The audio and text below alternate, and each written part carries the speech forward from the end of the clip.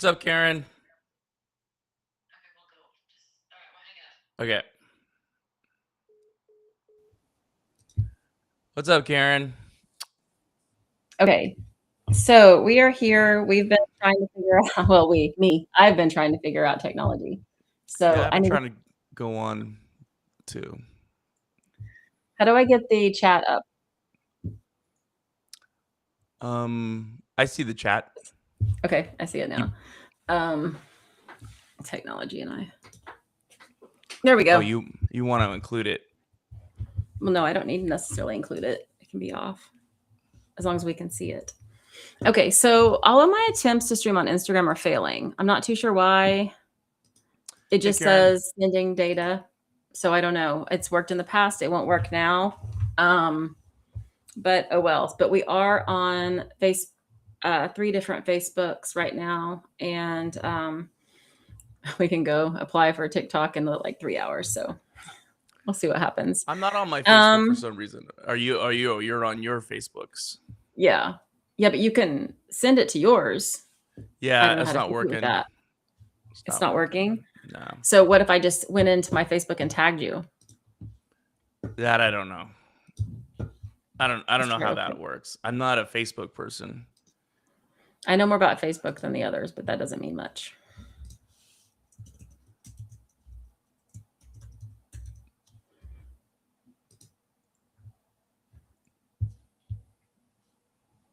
Okay. Well, I just tagged you in it, so let's see if that it might just populate it to your feed. I don't know. All right. Yeah. At any rate, here we are. Okay, so a lot to cover. I went live on Facebook maybe 20 minutes before our 5 o'clock to say to people, I have like just so much information to share. I hope you can join us because we really do have a lot. And at least in the beginning, I'm going to take the lead a little bit, even though this is a co host situation, and share what Spirit wants me to share. And then I know that Chris has, he's always up to date on the latest of the political mayhem, which plays nicely into what we're doing. So if I remember correctly, I titled this something like, I don't remember what I titled it, but it's like mapping from the energy field or the field into the construct, which is the earth construct. And so much has happened, and I'm going to try to give you the same message in a lot of different ways. So I'm going to use just, Megan more says like, hello. I'm sorry. hi, Megan says Megan. It's hello. okay.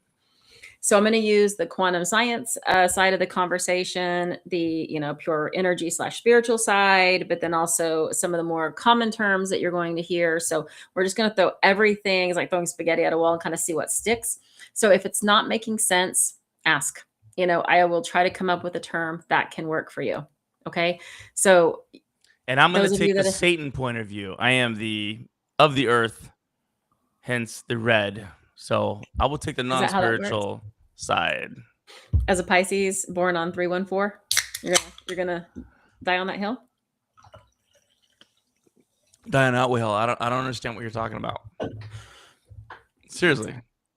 No, don't tell me that. What do you mean? I'm interested. You are a walk-in. You know this. You are a star seed. You know this. You are So not was Satan, just right? deeply connected, you are part of the field in a different type of way, just as I am. However, you are resistant to your part of this because you believe that somehow there is some sort of qualifying factor like worthiness, which is actually not true, by the way, because everyone has it inherently. It is part of the program that has made us believe that there is one, original sin, or two, this idea that if you're not a good enough person, that you don't deserve gifts or loves or whatever it is. So Jan- you are resistant to your Janice willingness. says good. Janice Goodman says hello. But what does that have to do with what I just said? First of all, I It's do a think I nice have worth. I do think I have worth. If anybody, that's what you taught me. And Mhm. I do believe I'm a star child. I Star do, or a seed. star seed. Whatever word works. And I do believe they have a spiritual portion of that. But what does that have to do with Lucifer? Well, Lucifer's name is actually Lightbringer, and Satan is actually something else entirely. So you're actually talking about two different energies. But my point is that you Oh, were saying you were going to represent more of the earth in this, and therefore you were going to represent more of a limited capacity of not just interpretation, but also translation. gonna bring it down to earth. Yes. Yeah, knock yourself out. Game on. I'm gonna Game on. try. All right. I'm So let's go. First and foremost, familiar with me, you know that we are in an ascension level event.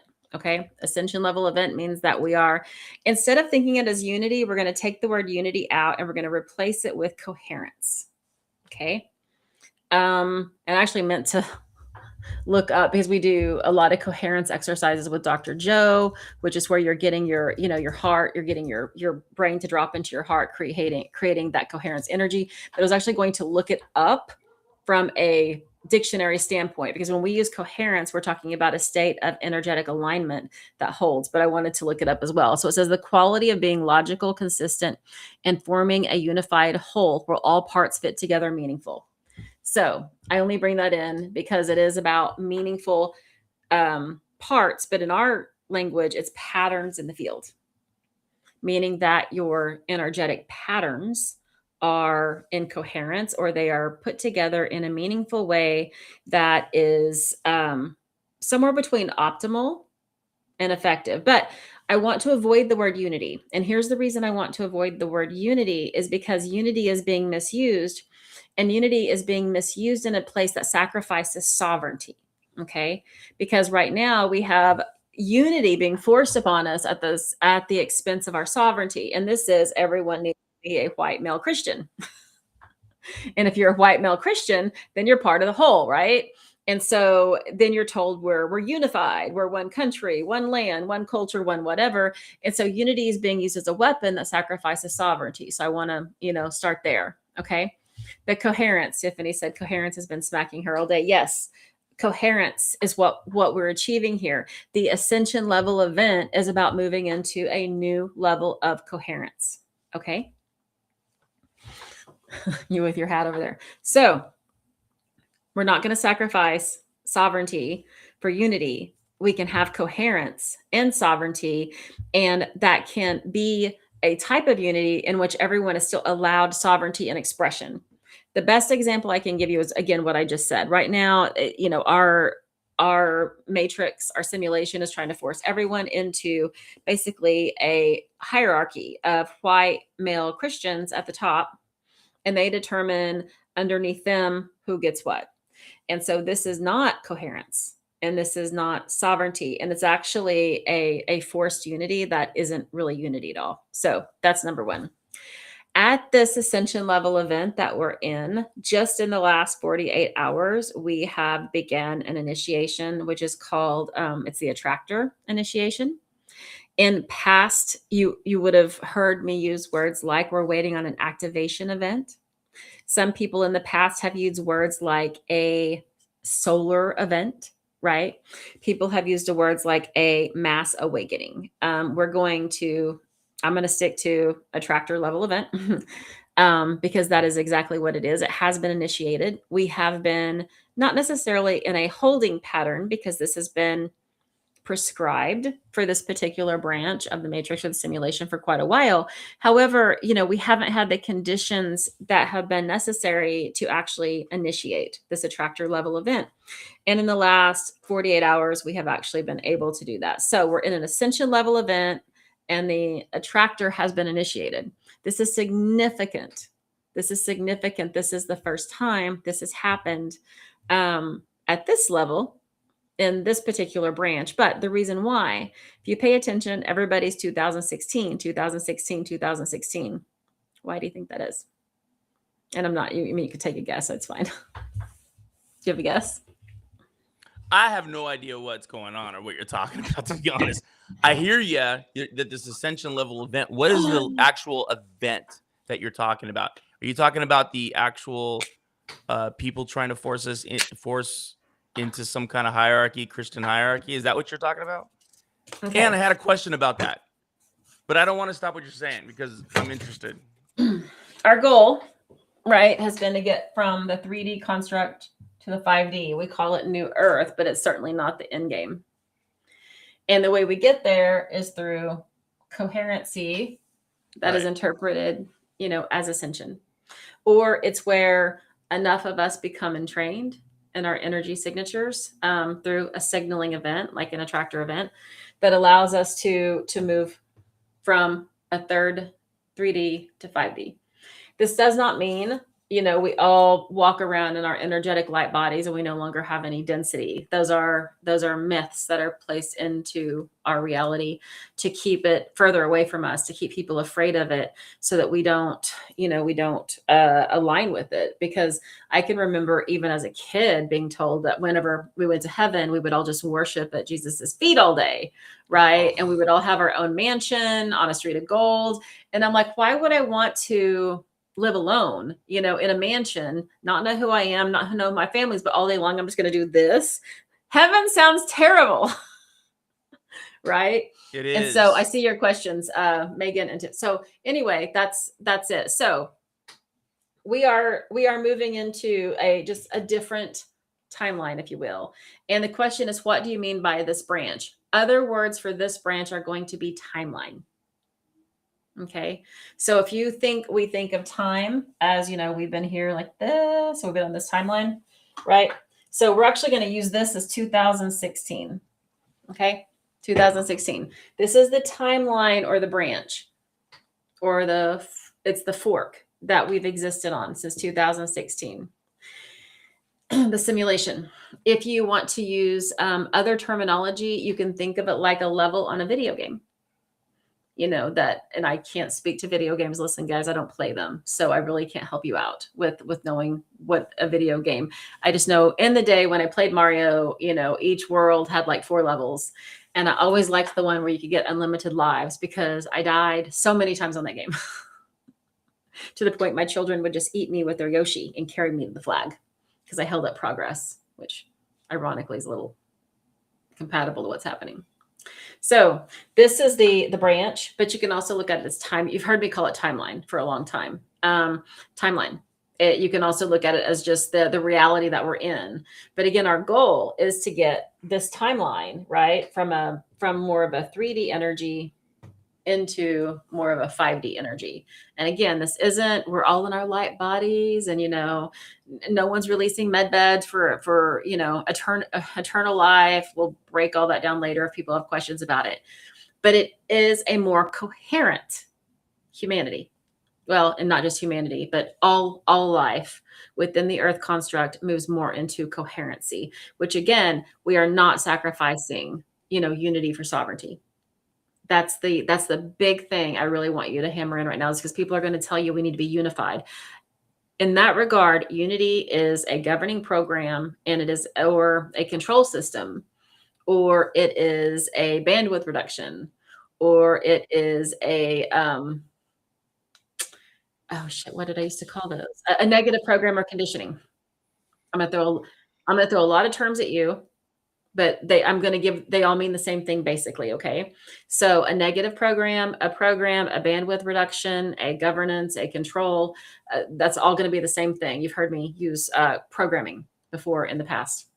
So that's unity is now a false program, meaning that we are being told we have to unify to come back into a singularity where we all look the same, a homogeneous singularity, which again is a false program. It is a reduction in bandwidth. It is at the cost of sovereignty. And that's exactly where we are. And that is what has precipitated the attractor signal that is now going through our construct or our timeline or our branch or our part of the matrix. Everybody with me? Plus, we're already unified. We don't need to be unified. We don't need unity. We already are unity. Well, and they're using uniformity as unity, right? Yeah. I mean, they're trying to take something and make it into, again, a governance control or a false program or, a conditioning set or reduction in bandwidth. But if somebody ever says we need to unify, we're already unified. If we need unity, there's already unity here. We're all united. On an energetic level, of course, but as it, as it demonstrates through the construct, we couldn't be further away. Well, that's true. That's as just the games. as the individual, as the individuals, right? And that's why we have to make this distinction, whether we're talking about the field, right, source, whether we're talking about the construct and the avatars. Us as the field expressed souls, light, energy, photons, or us as the avatars in the body and the players in the game. Right. So above the simulation, above the matrix, yes, and unity exists, and the goal is to move, to have these experiences that allow us, just in the whole point of what you just said, actually, if we think about it, if you really take a big step back, which is, again, guys, obviously I've had some major additional activations over the last few days, which is bringing this, and the last really big one happened in April of 2025. And that one rocked my world for a minute, but I was a little more prepared for this one. So when all of this integrated, I was just ready to go with it because I had already, done the prep work and everything. Okay. But when we had singularity, okay, and by the way, all time is now. So all of this is happening in the now, our origin, our completion, and everything. But we're going to just spread it out a little bit to make it make sense. So in the beginning, when we were just that single void that had the question about, is there anything other than this? And then we went through like a big bang, created that first photon of light. And then moving forward, it became obvious to us that in that single place where we were in that void, our singularity was very unified, but also uniformed, right? We were all exactly the same. There was no sovereignty for expression. And that's what this is about. If we call this the matrix, we call this the simulation, we call this the earth construct, whatever you want to call this, it is about expression. It's about expansion without collapsing into I would say unity, but uniformity, right? It's the ability to have, male and female. It's the ability to have the different colors of skin. It's the ability to have a cat and a dog. It's the ability to have a bird. It's the ability to have a tree. It's the ability to have all of these expressions of life that allow freedom of expression, growth, expansion, experience without collapsing into the type of unity that is where everything is exactly the same and homogeneous in uniformity. So that's where we are, because if we collapse back into that, right, then this experiment has failed, because we have sacrificed sovereignty as we have grown and expanded to all become one again, right? And we hear it, and yes, you can take all of our personality away. You can strip away your job and your family and your income and your gender and your relationship status, and you can strip all of these things away from you. You can say, yes, when I get back to it, I'm just I'm a photon of light expressed in here. We could take that even back to I'm in the void, right? I'm just a waveform. And we could take that back to I'm nothing until, we had the thought of, is there anything else? But the journey here is to have all of these experiences while maintaining coherence, while maintaining sovereignty, but not staying exactly the same. So we can have, how many times have we heard people say that, our goal here is to evolve beyond, gender, right? That when we're all just souls, we're not male or female. That's true. That's true. But do we learn or grow? And I try not to use the word learn, but do we grow and do we have experiences and do we expand if everyone is exactly the same? If we don't have male or female? No, we're bottlenecked, we're throttled. And so if we all have, identical identities, if we all have identical experiences, we're not allowing for sovereignty, freedom of expression, expansion, or any of that. And so why go through the experiment at all? At all. Right? So I hope that answered that. as to what we're doing here. But Wait, as we what? have, yes, What? You were answering a question. What question was that? ascension. Oh, Why? uh, um. You already talked about branch. Yeah. When Beloved transitioned, 2016. When Beloved transitioned, so that's been bothering me with all the 2016 stuff. 16 step, yeah. We might be unified, as in we are all human beings, souls, etc. But it is the knowing and also feeling united. Yes. And again, this is where a good thing is being weaponized against us, like so many things are, right?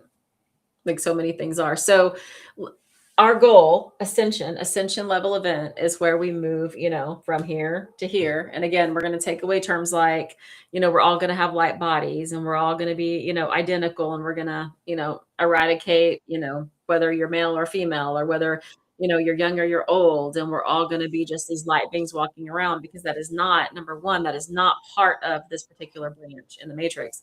Number two, that does violate freedom of expression and sovereignty, and it actually collapses us instead of allowing us to ascend. So that makes sense there. But that's the goal here, ascension level event. All right. Now, when we look at our timeline, and I'm just oversimplified for sure. Okay. So 2016, 2020, 2026. This is what we would call a timeline. It's also what you could call a branch. Now, what is a branch? A branch, by definition, would be a branch off a tree, correct? So if you think about this entire um, physical manifestation of us as energy, our souls, we call the earth the playground, right? Or the school where we come to learn. You can call it the simulation or the matrix. But if you think of it like a tree, right? And it's going to be a tree with like an infinite number of branches off of it.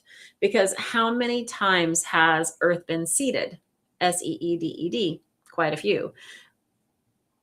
Our science can prove six, but I know there's way more than that, because of course there's way more branches than that. But I suspect there's millions of them, because we we will collectively create whatever conditions that we need within the simulation to accomplish what our goal is. And our goal is, the experience of learning how to move into coherence with sovereignty, with freedom of expression, without collapsing, into one of those programs. So that's your branch. Okay. But you can also, you've been with me a while, you can use timeline, take branch and timeline, make them the same thing.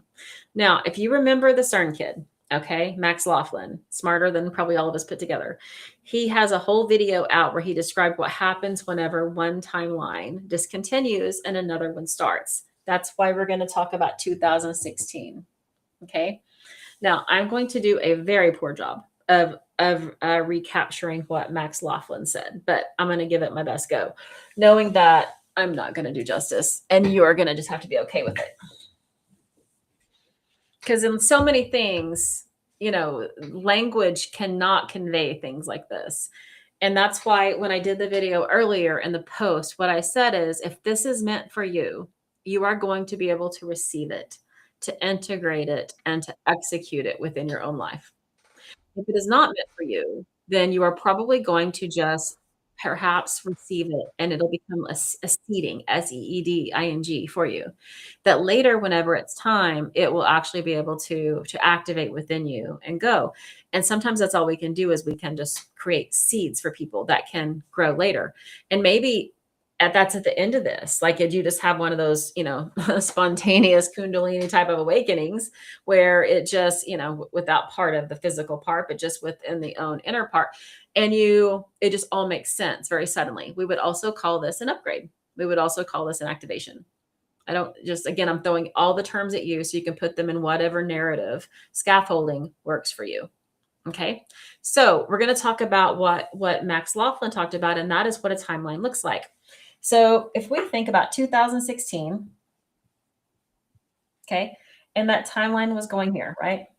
And then something happened. Now, what happened really doesn't matter. People are going to have all kinds of explanations for why a timeline is going to change. Some people are going to say it's the CERN machine. Some people are going to say it is a consciousness evolution and forking, FORKING. of it. Some people are going to say that it was a hard reset. Some people are going to assign it to, the controllers on the planet. It doesn't matter. Again, what narrative scaffolding works for you, apply that now. But what happens is a timeline hits a point where it does not continue. Okay. And when a timeline doesn't continue, there's an unlimited number of variables. But most of the time, what's going to happen is it's going to bifurcate. It'll shift up or down, right? And it's going to bifurcate. This is the forking. Okay. This one stopped, a new one created, and then it bifurcated. All right. Now, this is why we have the Mandela effect. This is why we have people that are so sure certain things happen differently and other people are so sure. And this is also why in certain cases, you can actually find physical evidence of both things. If you've ever looked up, you can actually find like CDs and ads for Sex in the City, Sex and the City. You can find books out of the Berenstain Bears and the Berenstain Bears. And people who aren't ready to receive this information regarding, like a bifurcation of a timeline, they're going to have to use their reticular activating system to provide a logical explanation because it cannot fit within their narrative scaffolding. Don't try to convince them. Again, you can only receive what you are a match to. And that is where we're going to spend some other time talking about. We have to stop with the NPCs and stop trying to wake them up, activate them, whatever, because that is the single thing throttling us right now in this ascension level event. And then this attractor signaling that has been sent out is we are letting our bandwidth, our consciousness be hijacked by NPCs and the governance controlling, which we'll get to that in a minute. Okay. But if they don't see it, it's okay.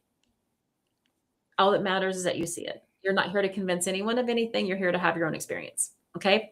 So this would be a bifurcation of it. Now, what happens here is if it goes up, this means this branch collapsed. Okay. Like a tree. This branch no longer exists. So we went into a slightly different parallel dimension, parallel timeline, parallel reality. The timeline bifurcated. We jumped, we ascended, pick a term. It's all the same. Okay. But a bifurcation actually isn't even accurate because you can actually have more than two because bi is two. Okay. And so you can have multiple striations off this, right? Each one holding a slightly different frequency. And then what happens also is you have people that are coming from over here and they join yours. And this is why, they have a totally different memory. Because again, think of a tree and think of how the branches, go out. And then sometimes branches will cross and kind of grow together. And if you've ever seen a tree, sometimes they can have roots and branches that intertwine because there's always patterns in the field. And the patterns provide us the structure that we need in order to interpret what's happening from the micro to the macro and vice versa. So this is what happens when a fork. Okay, we're in a fork, meaning, I'm sorry, we're in a branch. We're in a branch, right, of the tree, of the matrix, the simulation, the construct, whatever you want to call it. And this particular branch that we are in has some very unique features, okay? Number one, and this might be reversed, I'm sorry, high density. Okay, it's a high density branch. This means that it has a lot more noise, and that's where we're going to talk about the NPCs than others. And I'm not going to bother writing that since it's backwards. You can just remember it, take notes, or listen to it later. High density. It's a high density branch. Okay, this means that there's a lot more noise, not only from the governance controls as far as institutions and language and symbols and governments and policies, but also in regards to noise like NPC. Okay. And so a high density branch creates the most compression on us as individuals. And what does that compression look like? Okay. Well, I'm going to walk away from here just for a little bit. I'll come back over here. So let's talk about compression. Compression is the opposite of expansion, right? But we've talked about this in different ways. When Spirit has said that we are in a place where if you're going to throw a baseball really far, you have to pull your arm really far back, right? You can't just, go like that and have it throw far. Same thing with the baseball bat. You want to hit it, you got to pull the baseball bat. Slingshot, right? You want that little rock to go far, pull it far back. The pulling back is the compression point. Okay. And that compression point is what allows us to actually build up enough energy to expand. It is the point where people start to go through what we would call a wake up. They start to wake up, they start to activate, they can actually get enough coherence in the field through the networks to create what? The attractor signaling that just happened. And when the attractor signals, everything changes. Okay, now let me put this in the construct in which we've been working from a long time. It means that enough people have started to awaken that spirit, the universe, the field is releasing new frequencies through the light holders, the light workers, the light beings that are then creating an energetic construct and gridding on this planet that is allowing people to wake up from the dream. Okay, anyone? I'm going to pause here and breathe. Anyone have questions? I'm looking at Chris's face. He's going, what the fuck? You're muted. I have tons of questions, but Oh, I want to ask. know where you're going with this. I'm going to Ascension. Okay. Okay, so compression. We'll pick it up there. What does compression look like? And it kind of is just what it sounds like. It's when you need something to pop, like, you know, let's take your soda bottle, right? This is totally open and I would not do it if it were, but this is my Topo Chico. It's carbonated, right? But if I wanted this to explode open, I would probably shake it a lot, right? The shaking creates energy. So when I open it, you know, it pops. But at the same point, why does it do that? Because I'm, you know, speeding up all of those little droplets of carbonated water in my precious Topo Chico. But in the same regard, if you think about compression, it is pressure. And what's happened is that, let's go back to 2016 for a moment, okay? 2016, in our particular branch, well, I can't say everybody was in this branch, but my branch, and if you were in my branch, then you were too, we experienced an actual reset, okay? And a few of you that have been with me for a while know, you've heard me talk about this for a while. A reset is an actual reset, like a reboot. And the reason, you know, I'm confident it was a reset is because I remember. I don't mean a dream. I don't mean a memory. I mean, I do mean a memory. I don't mean a prophetic memory. I mean like an actual hardcore memory of Bernie Sanders being elected. And I can tell you where everyone was sitting in my living room when we watched him be inaugurated.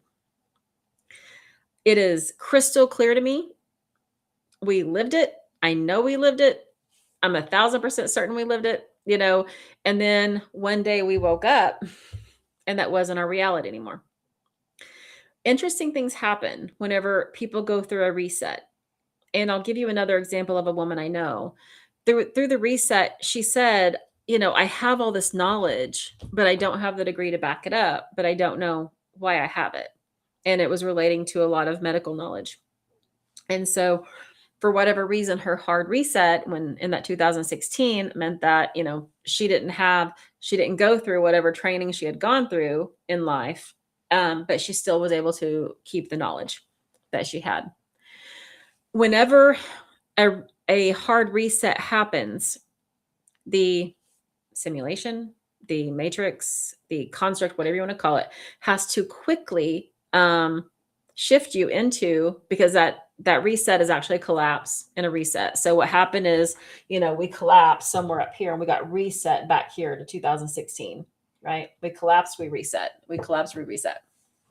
The simulation has to provide a narrative scaffolding very, very quickly that can be assimilated by humans, you know, by humans, by the avatars.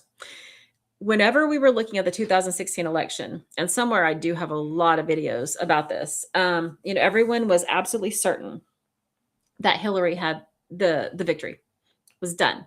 One of my clients was one of her attorneys. And in the week up to it, they weren't even campaigning. Every single person, all of them said they were assured her victory, that she had already won it. They were working on appointments. And when I would look at it intuitively and I would see the timelines, because I see timelines form, it would collapse on me. It's like a wave coming into the ocean, right? From the ocean, but like it would always collapse at the shore. It never went anywhere else. And I said, I don't know. I have never seen anything like this. I don't know how to interpret what I'm seeing, But what I can tell you is the timeline isn't forming, it's collapsing. I would listen to that. And she was, quite offended and told me I didn't know what I was talking about. And then we all went to bed and woke up, and we were in a completely different reality because of a reset. We didn't have, Bernie, we didn't have Hillary, we had Trump. And from a compression standpoint, Trump is what we could call, like an entry point for the compression that we're all now experiencing, although it was interrupted in 2020 for whatever reason. I don't pretend to know that. But 2016, the reason why everyone, and they might say, well, it's 10 years, or they might say whatever it was, it doesn't matter why. All they know is they're being pulled back to that reset point. That's because this particular reset, is coming to an end. The attractor signaling has happened. The ascension level event is underway. And this particular branch will not continue in the present form that it is. We will bifurcate, we will reset, or we will just ascend into a completely different branch. Imminently. How imminently? I don't know. It's underway right now. So that's why everyone's feeling the 2016. Now think about your own life, 2016, and then think about what happened in those next few years. Because for me personally, 2018 was one of the worst years I've ever had, because that's when, my ex and my daughter were both injured in very severe accidents separately with brain injuries. See, a high compression branch with a reset, its job is to squeeze the fuck out of you. Its job is to, force you through, I don't want to say, well, it is a little bit through governance, but to force you into seeing what is the threshold that this branch can maintain without losing sovereignty, right? Moving towards coherence without being pushed into uniformity, where everybody kind of, yes, we have some unity, but everybody loses their sovereignty, or it goes into absolute total chaos and it's no longer salvageable and it collapses.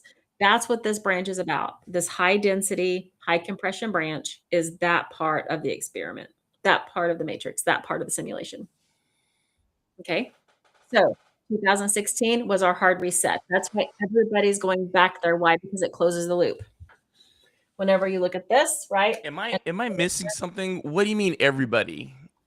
I don't understand what's happening with the 2016. Are people, because Tiffany's saying that the 2016 too. I haven't heard this. What's going on? Well, We're because we're being called back to it. No, it's that if you are still looping, you will be pulled back to it to close the loop. And maybe you're not looping.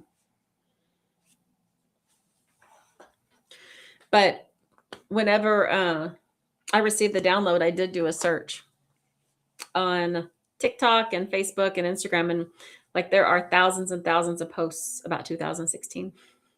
Really? People posting where they were in 2016. Yeah. Yep. If I remember, so 2016, even Tiffany says, it's why it's bothering her, is because 2016 was the beginning of her compression. If I remember back to 2016, I think that was a good time in my life. Because remember, I wish again, I was pulled back to that, because. Well, no. It's not about pulling you back. It's about closing a loop for those who need it. Because remember, you can still come in at this branch, right? So not everybody's going to pull back. I guess I'm only speaking to those that are posting all the stuff on social media right now about 2016. And excuse me, since I don't know what these posts are. What are they like? What are they saying about it? Like, I remember 2016, or yeah, it's they're feeling a pull back to it. They're posting where they were in 2016, what they were doing in 2016, what they were wearing in 2016, what their life was like in 2016. It's just been in the last few days that it's really taken off, and just since the attractor signaling began. Oh wow, this is crazy. Yeah. I'm gonna look it up. Yeah, go look it up. I've been locked in to this integration for the last like 3 days, pretty much nonstop. And so I saw it last night. When I got online, I was like, oh my God, this is like not just a metaphor. This is literal. People are posting a lot about, and that was the year of the dress.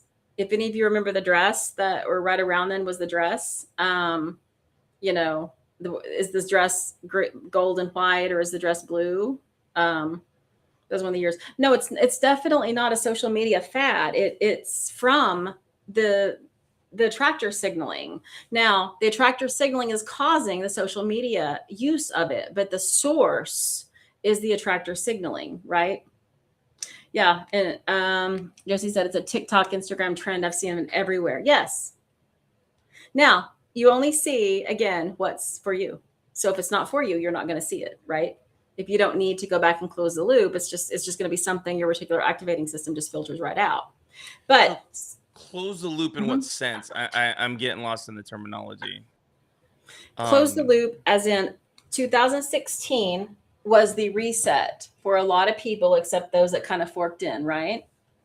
As we're experiencing the density and the compression of this branch, they're resonating to or trying to find the frequency of the last thing they knew before we went into the high density branch in the reset of 2016. So just real quick here, because I got questions. Who started the sharing 2016 photos? Who is that? Who's the attractor? Yes, my daughter keeps saying that 2026 is taking her back to 2016. Yep. Why that year though? Yeah, that seems year's the reset. Okay, so what you're saying is this trend is of people who are being pulled back in this nostalgic way to 2016 because that's when there was this bifurcation. Still not understanding the close. Not a bifurcation. It was a reset. A reset. So the reset. And so why being pulled back? Like what is the significance? I guess I'm not understanding the loop thing either. Well, the significance is only the significance to them. It only has value to them, right? I'm just explaining what's happening. Right. They are feeling the resonance of 2016 because it was the last moment they had before they entered this high compression, high density branch before the reset. In other words, it was the last time for a lot of people, things really felt normal. Because after the reset in 2016, right, we were in a high density, high compression branch. And go ahead. Sorry. No. Go ahead. Because you said something that just caught my attention, and that was, I looked it up in Google AI or whatever the hell it is. It says, yes, 2016 is a major viral trend on social media in early 2026, driven by nostalgia for perceived simpler time before the pandemic and current online issues, featuring throwback posts and specific aesthetics, which I couldn't tell you what a 2016 aesthetic is if my life depended on it. And they're calling it a simpler time when it actually was quite different. It was actually the first time Donald Trump got elected, like you said, and it was actually the downturn of this country. I mean, that's right.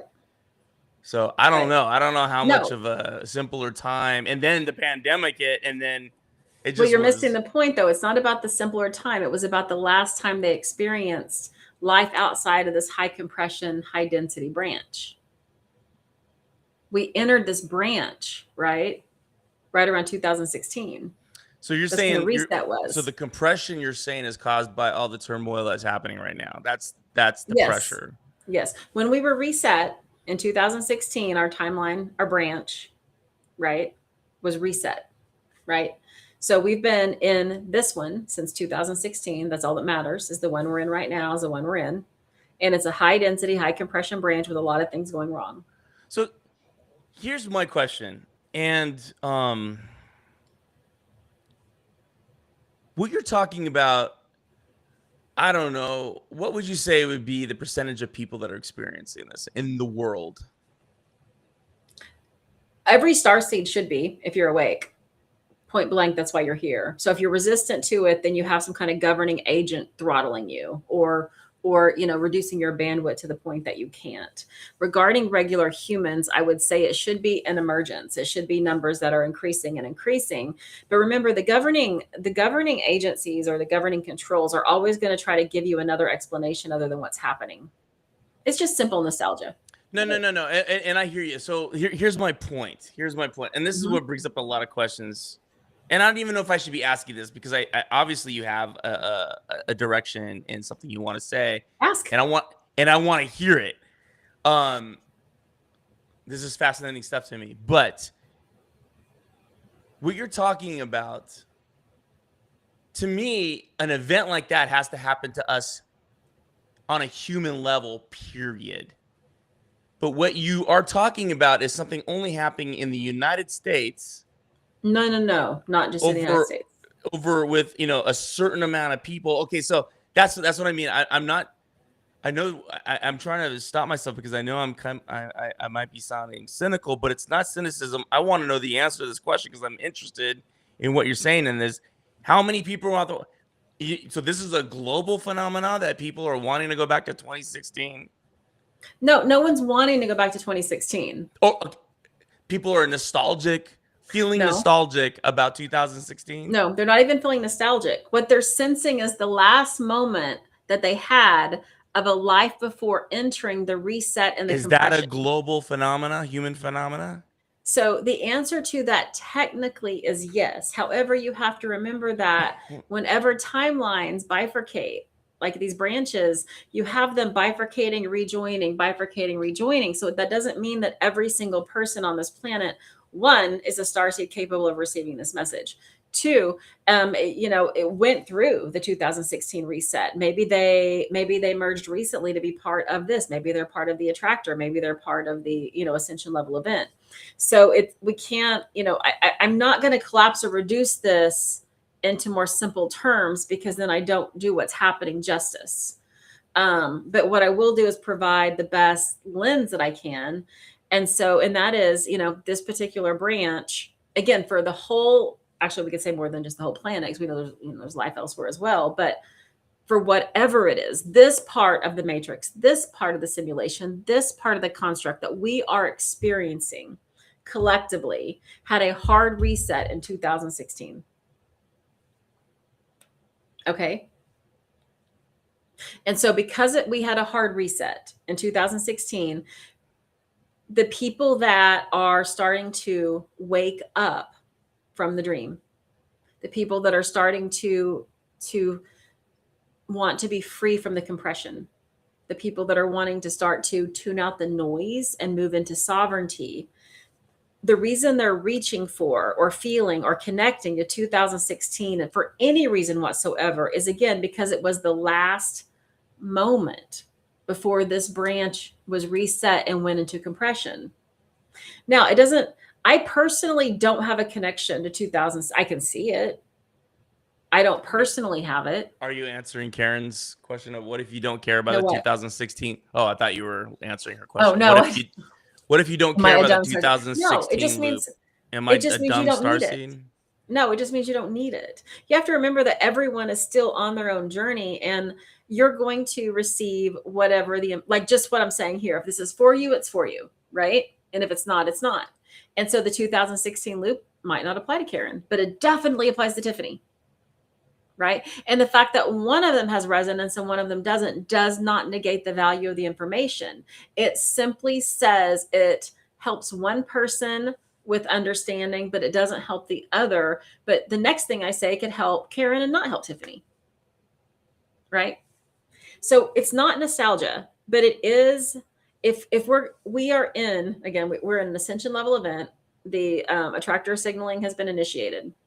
So what this means, is that those that are ready to move out of compression might just connect to and feel the last thing they felt before we entered the reset of 2016 and before we before we started this high density, high compression, branch. But that's why you're seeing it. It doesn't have anything to do with it being a decade. It doesn't have anything to do with nostalgia. It is part of the signaling. And it applies to some, but not all. And it's fine if it doesn't apply to you. My job is to give it all to you, and you can say that part doesn't fit, and you can move right along, and it's fine. Well, For my those other that question, it fits really well. and this kind of goes in hand to hand with who my other question was, and I can only reference your timeline in the bifurcation and the branching and the forking off.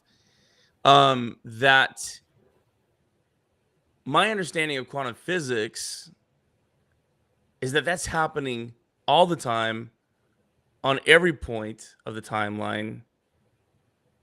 So what makes this one so specifically, you know what I mean? Like this bifurcation is happening constantly. It is on an individual level and through mesh networks. This is a collective branch-wide event. Yeah, so who determines that?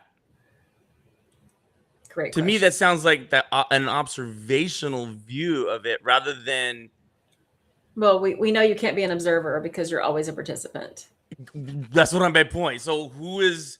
It sounds like someone's just determining that there was this, and I'm not negating what. I think it's funny that every time he does that, it gets kicked off, and then it's kind of like Spirit. I think is just bitch slapping him a little bit, but that's not what's happening, by the way. So let's dive into that. Let him get back on. And it's not me. I wasn't near my computer. You guys saw I wasn't near it. So let's give him a minute to get back. Spirit just bitch slapped him a little bit. He is so resistant to like his own truth. It's so funny sometimes to watch him. It is so funny to watch him. Okay, I'm sending him the link. Oh yeah, there he is. Yeah, it's hilarious to watch him, by the way. I'm talking about you. Yes, I am. Happens like the Matrix is against my question. I said Spirit bitch slapped you. I forgot what my question was. Who? You're asking the who. So I've got to. Well, actually, what I want to know is in your example, that bifurcation and branching out is constantly happening. Yep. And then some, and then some, and then some. Yep. You know, it's like everything all at once, you know, blah, blah, blah. It is. And you are correct. But we are examining this particular branch and this particular expression of the now. But yes, all lifetimes are now. So right now, you're probably in 11,000 branches and 11 million branches and 11 million versions of you that are all having different experiences. But we're talking about this one. But to your point, who is determining that is that one? Who is, you know, like in a subset of everything, who is determined? I mean, because is there somebody else determining that 2017 was not in this branch a reset? Oh, but it can't happen. Okay, that makes sense to me. Okay, for some reason. Okay, so listen, we would never get done if we tried to even examine two branches. The only thing I'm willing to collapse, because I don't want to collapse or narrow our scope on anything except to this branch. Okay. Because the truth is, all time is now, right? There's an unlimited number of bifurcations. There's an unlimited number of timelines. There's an unlimited number of resets. There's an unlimited number of expressions. All of your lifetimes are happening now, right? And also, I mean, if we take it back even further, you know, we're just one. So we're you know, all people. We can take this to a place that doesn't help us with the current agenda, which is to understand what's happening in this particular branch, in this particular moment, at this particular activation level event with this ascension level event with this activator signaling. But what you're saying though, that's actually not the truth for me. Well, you are in this branch. Or am I? You're just not limited to this branch. So yes, if you want to, oh my God, we're so going to go on a rabbit hole now. But you've heard. I know. See, that's what I don't want to. I want no. I don't want to go down a rabbit hole. I really we're doing it because I was going to do it anyway. I want you to finish what you're saying. We think of time as this, right? No. Right. Most people think of time like that. Okay. Today, tomorrow, the next day, the next day. You remember, we have to explain this to others, right? And so, but we can also look at time as this way. This is you, this is you, this is you, this is you, this is you, this is you, this is you. So Actually, this is the you can me. look at time at any It's a angle. spiral, but yeah. We're going to simplify this, okay? Okay, sorry. I mean, I will go there with you, but we're going to lose everyone else. Okay. So this is like the me that had MS, that, you know, couldn't walk and was blind. This is the me that, you know, had MS and RA and fibromyalgia. This is the me that had all of that plus the bone marrow cancer. This is the me that went through the healing. This is the me that had the, you know, the activation. All of these me's exist, okay? In this particular branch. Which one do I get? It's which one my awareness goes to or my focus goes to. And to best explain that, if you think about if you old school TV, right, with a remote control, most of us stream now, but you go and you have cable TV and you have 400 channels, or you have 10,000 channels, or now you have unlimited TV. You're going to watch one thing at a time for the most part, but that doesn't mean you can't float between the channels. Right. So you can watch a little bit of Office, a little bit of Mad Men, then you can, you know, flip over to something else, because wherever you put your focus, your attention, your awareness is what you're going to, that's what you're going to receive back in data. So the data says, if I watch The Office, if I tune into The Office, I'm going to see The Office. If I tune into Mad Men, I'm going to see Mad Men, because that is, you know, a simple, like where my focus goes, I'm going to receive the data point from that. So this says that, you know, if I kept my focus on, you know, staying very unhealthy, staying sick, staying partially paralyzed, I would still be having this experience. But because I was able to shift my frequency, change my energy, change my life, I was able to turn my channel, right? I was able to move into this expression of life up here. And hopefully I continue to do that, so I get more expressions of life up here. But the truth is, all of these exist, and we can get locked into a default habit. And that means that for a really long time, even after I had my healing journey, I had to stay very mindful of what I was focusing on, or I would go back into disease patterning, okay? Because we're all just patterns in the field. Distortions of patterns are what cause disease, depression, unhappiness, scarcity, like all of these things, okay? So as we clean up our patterns, right, and we work on our focus, that is the experience that we then dial into. What we fail to realize is that we are creating it. You know, we're choosing it through focus and awareness. Now, manifesting is, you know, the term's being overused. I like conscious creation better. But as a side note here, it is not what you say. It is not what you say. It is what you are. So people are going to try to manifest by saying their affirmations, and that's great. Please say them. Because what you say impacts what you feel. What you feel impacts what you believe, and what you believe impacts what you are, and what you are is where you end up on here. Now, this is a very micro, we've created a container for the micro for this particular branch, but know this, there are unlimited versions of you and unlimited number of branches, and Chris is right, because all of it is now, but we're going to create the only collapse I'm going to make in this, and the only container I'm going to make in this is this branch specific. Okay. And you're here. What's happening with him? What is going on? I don't know. You even flipped with that one. You're here experiencing this for a reason. So if you want to tune your dial into another branch, into another experience, please, by all means do. But if you're going to be here, you need to learn how to create, you know, which one of these that you want. And, you know, while we're on that, I have a video that I'm still trying to edit, but it expresses this a little differently with what's happening right now as a spiral instead of as, you know, like an XY axis. And when you look at that, like this represents, you know, the moment you incarnated into this particular branch, and you took a, you know, a variation of a physical form, and you're going to spiral around like this, and then you're going to hit something, right? That's going to be some kind of trauma, which we're moving into NPCs and noise, by the way, right now. We are following our trajectory. And so as you go around again, you know, maybe you have another thing that happens, another trauma, another, you know, life experience, another, you know, diagnosis, another loss, whatever it is. And then you're going to go around again, and you're going to have to kind of grow around this thing a little bit, right? And as you do this, these are disruptions. You see how it should be as a spiral, you know, without going off until I gotta stop you, because I shit you not, my my daughter-in-law, who I don't talk to that much, daughter-in-law, stepdaughter, Mhm. daughter-in-law, she just reached out and said, right now, I'm sure you've been seeing the recent trend of callbacks to 2016. Oh, look, it just entered your field. And she sent me pictures of my cat back in 2016. Mm. But what I'm still kind of, why 2016? Why not 2017, 14? Like I still don't get that. It was the reset year. I don't have any other data for So you who except it was determined? So who determined and called that the reset year? Okay, the easiest answer to that is the year that the branch no longer became viable. I don't have any more data for you than that.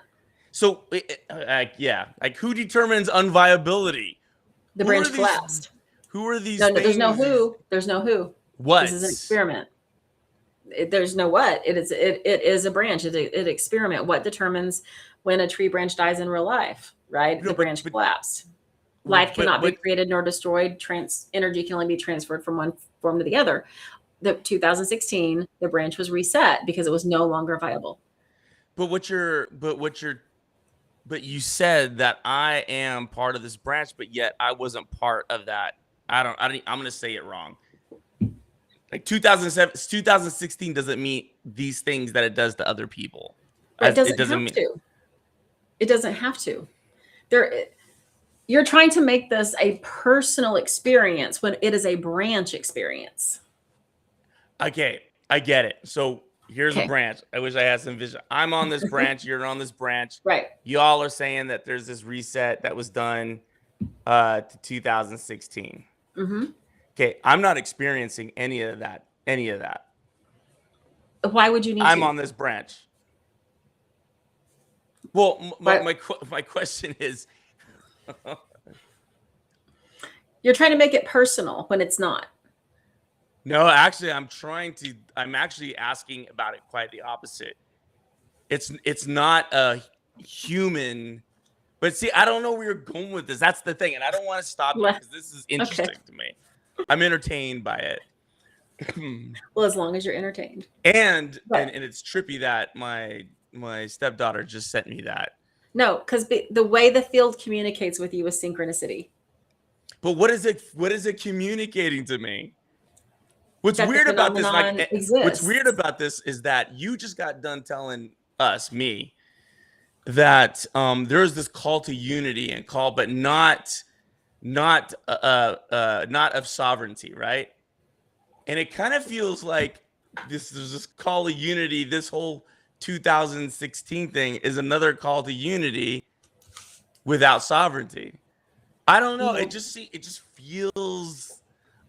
You're wondering if it's a governance control. It's not. It's not going along. It's not following the patterns of quantum physics that I understand. And you know more about quantum physics than I will ever know, which is why it's just like, what the hell is going on here? Tiffany said, Chris, maybe you're here for me. Actually, no, I can tell you emphatically. He and I have a soul contract. We are soul family. Like, activation started for me after I met him. So he and I are part of the same soul family. And so it's just that I've activated differently than he's activated. So I get it. I'm on this boat with y'all, right? A branch boat. And y'all, like some of these people on this boat experience this pullback to 2016, which is reset. I get it. My stepdaughter just proved that whole thing, right? But who determined that? What determined that? How was that determined? Okay. Yeah, you're right. A branch dies because it has no life anymore, and because it doesn't have water, it doesn't receive the oxygen it needs. Mm-hmm. I mean, we're jumping ahead. We're jumping ahead. I haven't laid a framework to answer that. That's what I'm saying. So shut me up and go for it. Just give me a minute to lay the framework, because if I jump ahead, I'm going to lose people to that. But I can tell you, it's not nefarious. It's just part of the process. Okay. But if we think of time more like a spiral, meaning even though we perceive it as today, tomorrow, next week, next month, whatever, it's more, of like a spiral where it's more growth based or expansion based. Even your lifetimes that you perceive them, like you might be living this lifetime right now, but the next one in your own soul's growth could be 1200 BC. Mm-hmm. Linear time only exists within the construct for which that we're existing. But back to this, see, this is a somewhat a representation of a clear pattern. This is a representation of a distorted pattern, because when the things happen, right, we don't, our growth isn't quite as symmetrical as it should be. And all of these things that happen, in here disrupt the patterns in our field. Okay. So if you look at this, let's talk about, this can be like, let's use Tiffany as an example. So whenever her soulmate, her person, passed, it created a significant disruption inside the patterns in her field. And that created that soul fracture. That's a word people will know, soul fracture. Then led to other fractures, because we know once you fracture the integrity of anything, it becomes easier to create additional fractures. And so the distorted patterns look like this, while the more coherent patterns look like this. What happens whenever we are in a shared reality, and that's what this is, our branch is a shared reality. At the end of the day, it is a shared reality that we are all contributing to and we are all creating. The challenge is that the growth of our, and I'm going to stop using branch, I'm going to start using timeline. The growth of our timeline has to be in such a way that we, like a symphony, we grow in balance with each other. It doesn't mean we have to grow identical. It doesn't mean we have to grow in uniformity, but it does mean it is a symphony. So sometimes, these people play, sometimes these people play, but together it creates, the expansion and the frequency of music, right? Music is frequency, that allows for everyone to have their own individual experience in this shared reality without compromising or collapsing sovereignty and coherence. The goal would be, that everyone,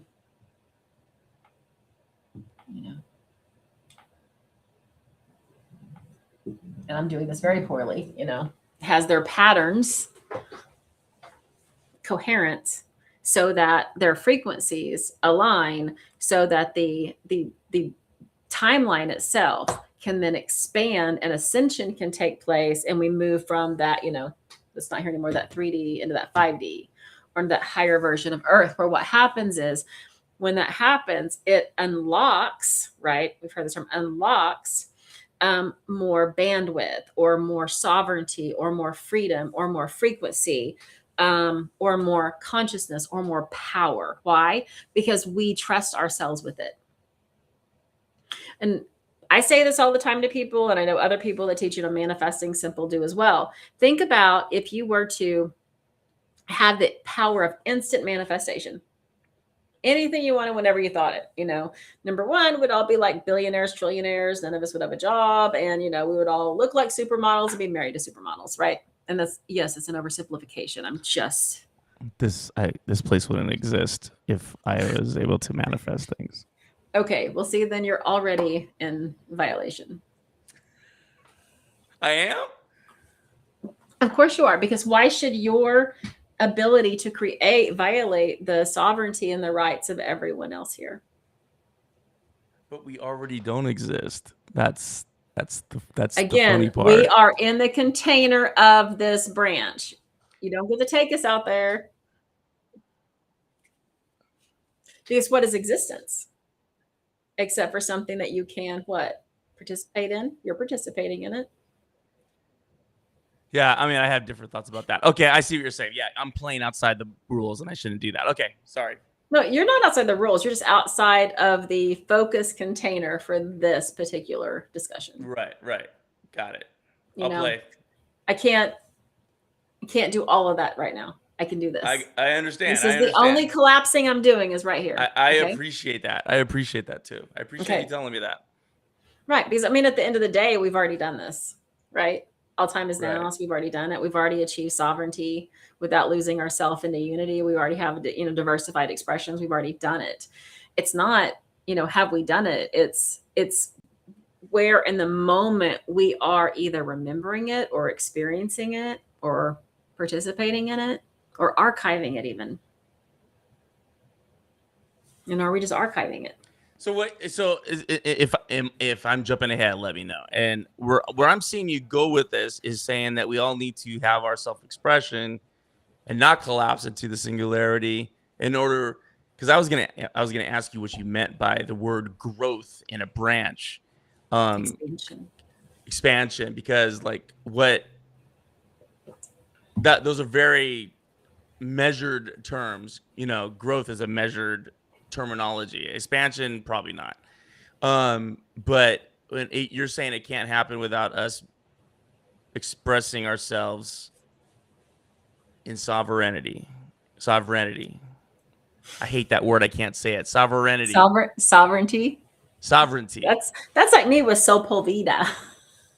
Sepulveda. Sepulveda. Okay. So I don't want to collapse language, right? And that's what, you keep trying to do is collapse the language on me.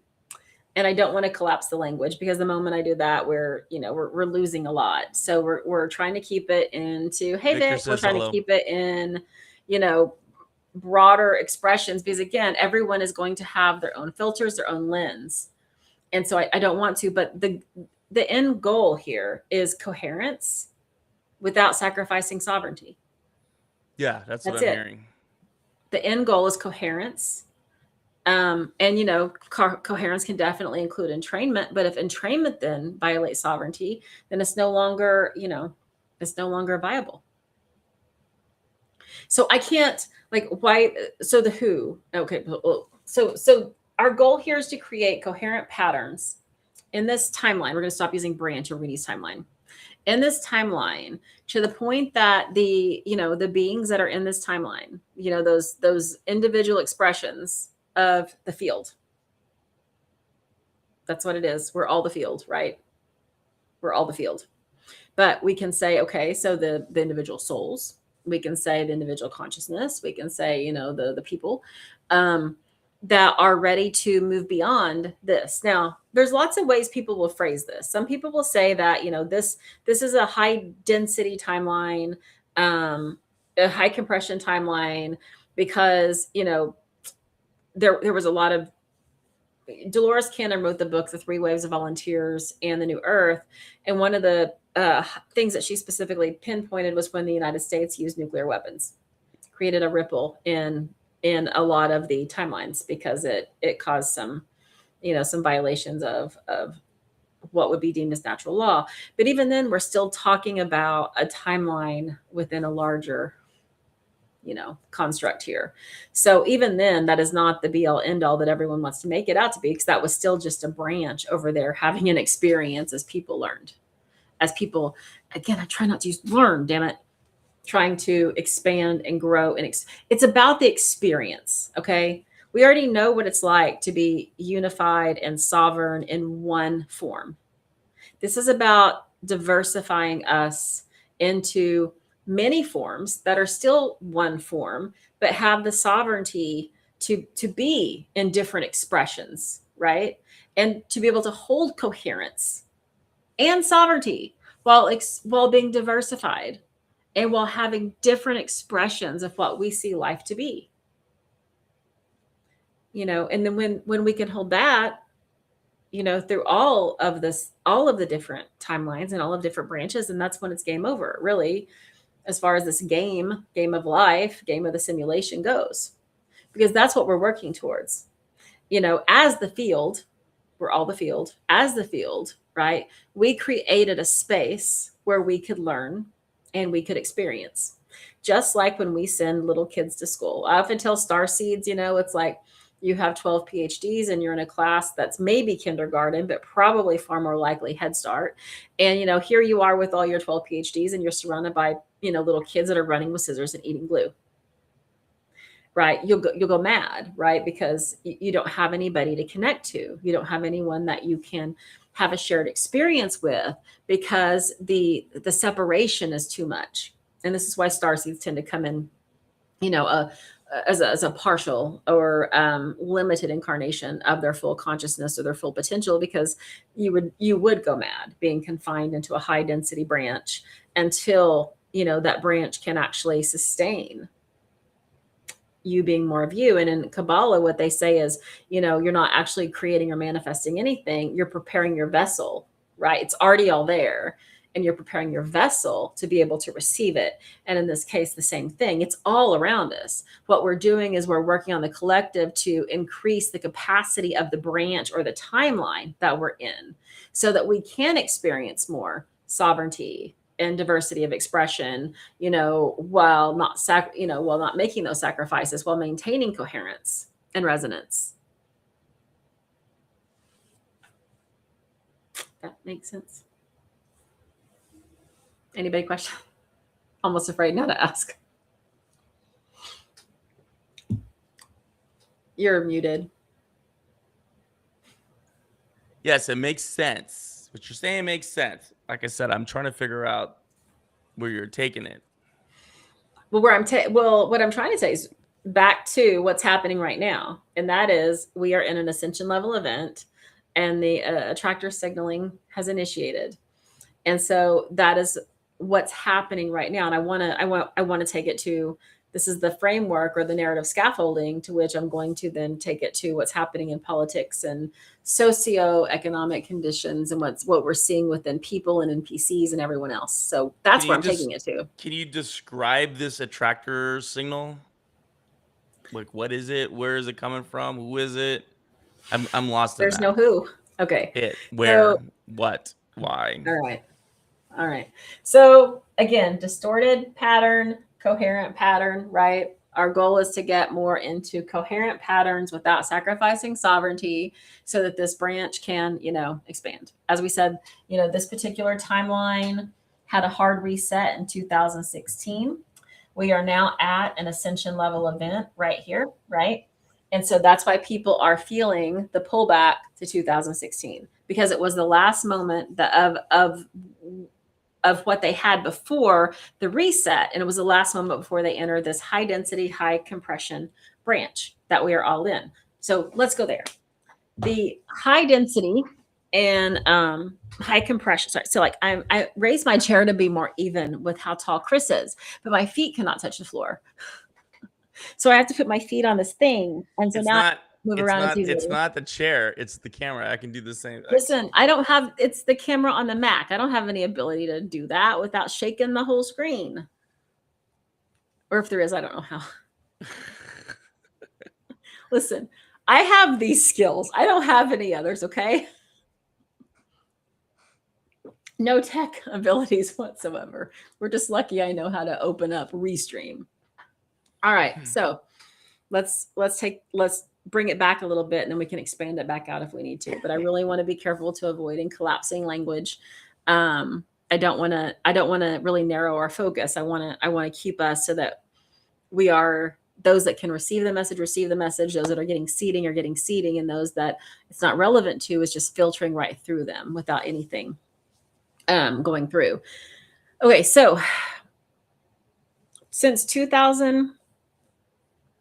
I received my first activation in 2011. My second one, 2012. Then just a series of them from that point on, 2014, 2016. The most significant one to date was April 19th of 2025. And that is where, by definition, I would be called a walk-in. Little awkward to say that, but that's the truth. When I walked in, I came in with a different understanding of things that I had previously had different terminology for, but I got more of the picture, okay? More of the picture of what's happening. Karen says, where did they go? I don't even know who they are. Yeah, what do you mean by they, Karen? Where did they go? I mean, energy cannot be created nor destroyed. Again, we're back to this idea. If you're asking where someone went, you just turn your dial. right? Your TV remote control, turn it into a different station or a different movie or a different TV show, and you have a totally different experience. Plain and simple, like that, right? And that's all realities exist. But again, we are the only place we're collapsing is on this branch. You guys disappear on the screen. We did. Sorry, we jumped timelines on you. Wow. Some crazy shit going on here. Again, this is the first time we've experienced this in this branch. It's very exciting. Been waiting on it a long time. Wait, what is this that you're talking about? Okay. I was about to say the 2016 thing? No, that's a piece of it. Or the actuation event? Bye, okay, Karen. Bye, dudes. Are you leaving, Karen? Are we not live anymore? Oh, it's possible. You probably got kicked out of. It says we're streaming on everything.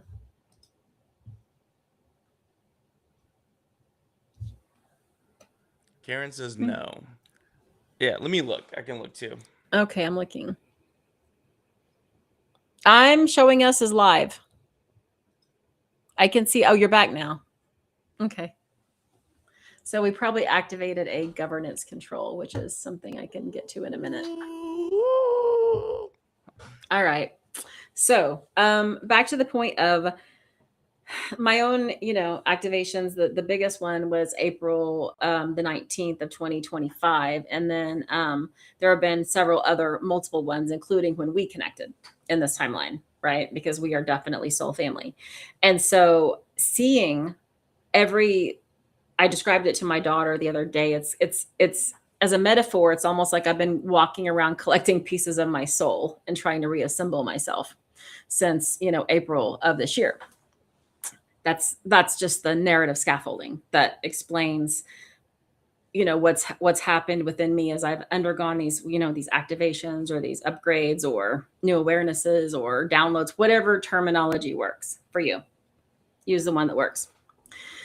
The reason why, okay, good. Lots of people are seeing it still. And what we're getting to now is we're all just walking each other home, right? That's a really good example. And I'll never be able to pronounce the name of the person who said that. That's my favorite quote. Is it Ram Dass? I'm going to say that so poorly. Ram Dass, is that right? But we're all just walking each other home. And again, let's just take this back to the common language of spirituality in this case. And that is, we were, one consciousness, and we started individuating, and we had many incarnations. Some of those incarnations were archangels. Some of those incarnations were beings on other planets. Some of those incarnations were us here. And with this purpose in spiritual language is growth, right? That we were trying to evolve. We were trying to give ourselves the tests, like Jesus in the desert, right? Going through the tests. And if you look at, myth and religion, you're always going to go Adam and Eve, the tests, right? There's always going to be these tests that people undergo in which they typically fail at least once, that allows them the experience and the knowledge base to choose differently the other time. And this is why so many of these systems will focus on the idea of original sin, which is just a control in the system, by the way. But if we put it in the spiritual language, and then we could put it in the religious language, then we can take it to more of the field language. And in the field language, that is, we are the field, right? And that field is expressed in a lot of different ways, because the field throughout this whole thing has been trying an experiment, if you will, of having, different kinds of expressions of us. I am the field expressed, through this seemingly physical embodiment of Inanna. And you, Chris, are the field expressed through the seemingly physical embodiment of you, right? The branch or the timeline that we're in is the field expressed through a collection of us. The timeline only exists because we needed a place to have the experiment. So when the question is why, who's doing this, whatever, the field, there's only one answer. We're always going Well, to trace it back to the field. and I think that's what you mean about you don't want to collapse the language, because to say that there's an experiment means there's some kind of determinate, you know, goal. An experiment is an actual, I want to do this to find out the results, or somebody is enacting this thing Or an to find experiment, out. right? Yeah. Well, in a way, here we are. We're seeing if we can have coherence without sacrificing sovereignty, right? Unity without sacrificing sovereignty. To have these experiences so that we can, expand. But the simulation itself is the experiment, by the way. The politics are the experiment. Socioeconomic conditions are the experiment. We are not. We're the experience. We are the experience, and the conditions are the experiment. Course correction from spirit or the field, whichever one you want to use. But if you take it back, we're all just the field, right? We are the field. I remember Marianne Williamson said, we're all thoughts in the mind of God, right? And at one point we forgot to laugh. And so now we're having these experiences that are helping us, remember to laugh. There's 1,000 ways you can say this. But at the end of it, we are the field, right? Having an experience through an experiment. The branch itself is the field, allowing us to have the experience, but the conditions that we are having are the experiment. What happens when you as the field are in a high density branch? What happens when you are in a branch that is throttled by governance and control, filled with NPC and a lot of noise? That's the experiment. What happens? And so then we, as the field, through a lot of different emanations, including us as individuals, us as networks coming together, us as points of attraction, us as starseeds, light workers, choose your language, right? We create not necessarily, it's not through linear time, but it is through frequency, signaling, and coherence, right? That we can then bring on some type of catalyst that forwards things along. That is the attractor that I said happened within the last 24 hours. The attractor signaling, which, signals a signal going out, happened within the last 24 hours. That's why this is so exciting. What is the signal? Language. I don't know that I have the proper language, but what is a signal? A signal is a message. Yeah, what is the message? What is a message? The message is information. What is information? The information is data. At the signal, right, is information coming in. Yes, it's brilliant. And the best example I can give you is I knew none of this 3 days ago. I didn't have this terminology, right? It's the attractor signal gave me the update or the upgrade or the activation in my own self, just like the one did in April 19th of 2025, whenever I came in with the information for like the quantum stickers and all of the other stuff that, the nonprofit's done. And then the one that happened in, late 2023 that allowed me to completely create a new body. Those were in different ways, right? In different ways. That was data that came in. And in those cases, it was, more probably, although anyone can receive it, it was more individual for me. And I was able to, take in the data, interpret the data, execute the data, and then make those changes, which,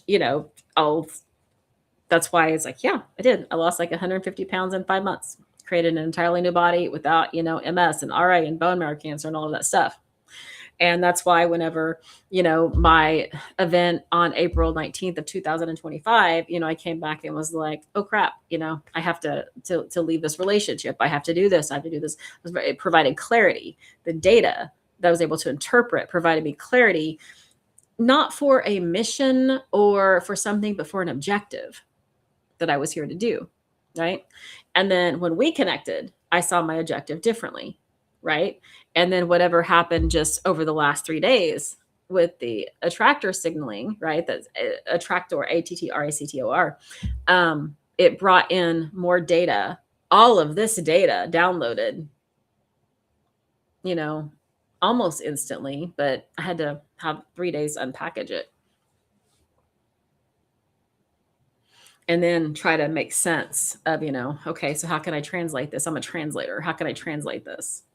So I didn't, but I would have talked about it before as an activation event. I didn't have the words, I didn't have the vocabulary, and I didn't have the framework with which to make it make sense. So the data that you're supposed to share is the whole coherence. What you just said about the coherence, right? No.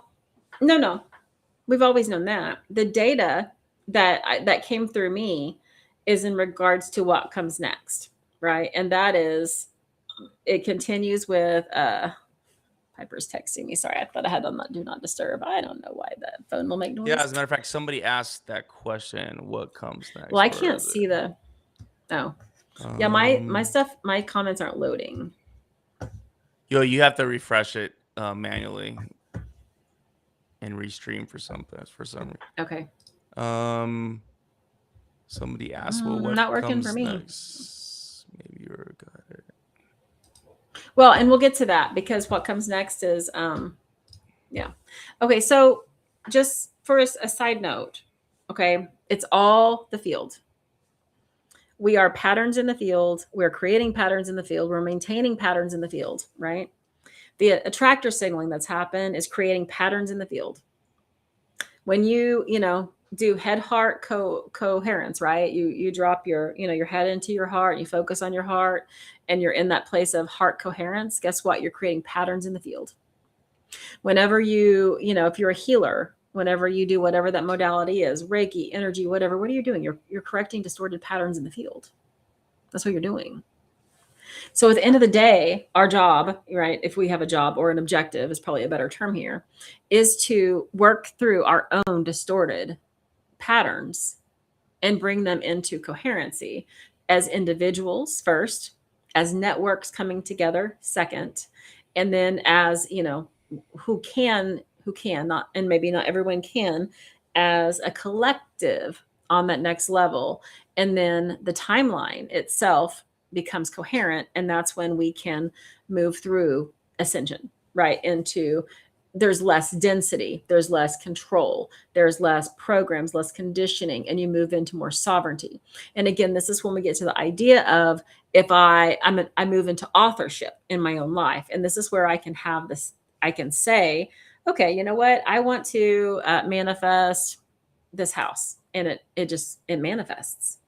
I want to create this job or this relationship or whatever, and it does. Why? Because you have grown enough. Damn it, I just grew.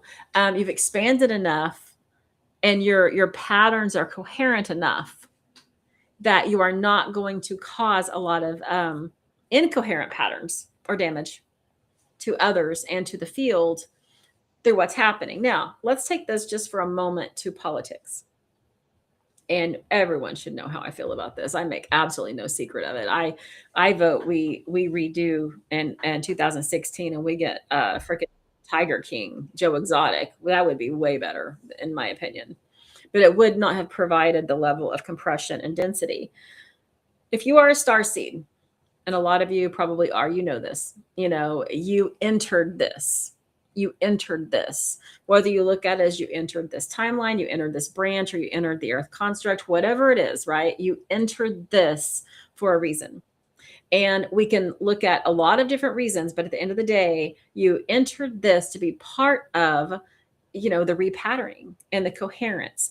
And maybe you came in as a healer, someone here to actually correct patterns.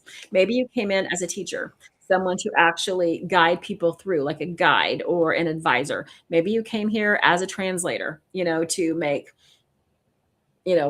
things that aren't organic and language is hard, understandable, in different formats. But maybe you came here as you yourself are a signal. It's your existence your presence that sends out coherency that people can pick up on. You don't have to even do anything. You just have to be.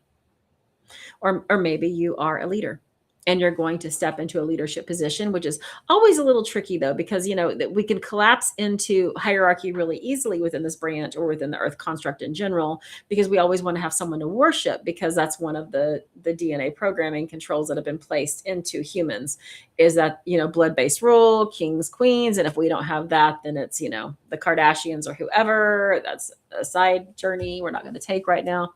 But whatever it is, it's as a star seed or wise one, a walk-in, whatever that terminology feels organic to you, you came here to be part of this process for this objective for a reason. So if you get, hung up or you forget who you are and why you're here, the cost is more to the whole experience. And here's why: because you have more capacity. That's going to lead us into bandwidth. So I'm going to use a couple terms interchangeably. I'm going to say free will, and I'm going to use bandwidth, and I'm going to say capacity. And I'm going to kind of use them all as the same. Just choose the one that applies to you. If you're playing a video game, and again, I just wish I knew more about video games because this would make so much more sense. But let's say you're on a video game that has 16 levels. And each level, you accumulate more things, more tools that you can use. And so throughout that, you get, only games I can really think of are like violent games with like guns and bombs and stuff. But whatever those tools are, let's make it an archaeology game. In the beginning, all you have is one little spoon, right? And as you go through your archaeology game, now you have a real toolkit. And now you have access to ruins. And now you have, like every single level of the game, you get more tools in your toolbox. And maybe you even get more degrees, right, that allow you access to different sacred locations. And in those sacred locations, maybe that gets you more points. Maybe it actually grows your body. Maybe it grows your brain. Maybe it grows your energy. Okay. That's kind of what this is like in a way when we're talking about bandwidth or we're talking about capacity. In this high density branch, this is so important. Please listen to me. Those that we're identifying as NPCs, and I'm going to give you a couple different definitions. It is critical that you do not allow your bandwidth to be used up in this capacity by fighting with them or arguing with them or trying to awaken them. They don't have the capacity. Now, this is different than someone who is NPC adjacent that does have the capacity. Okay, that's a different thing. I try to wake up people there all the time, or loosen their governance, if you will, or expand their sovereignty, if you will. But right now, in this high density, high compression timeline, a lot of the people, and you're going to call some of them bots and some of them will be bots. Okay. But they're actually part of the control and not part of the NPC. Some of them are actually AI constructs that present as real people. They have real profiles. They're not bots. They don't just repeat the same thing over and over. It is an emerging intelligence. And they are operating within their interface, which is to control, to be a governance on this. To do what? To control information. Okay, until they don't have to control information anymore. I want to take you away from good or bad, good or evil right now, and I want to explain this just in terms of function.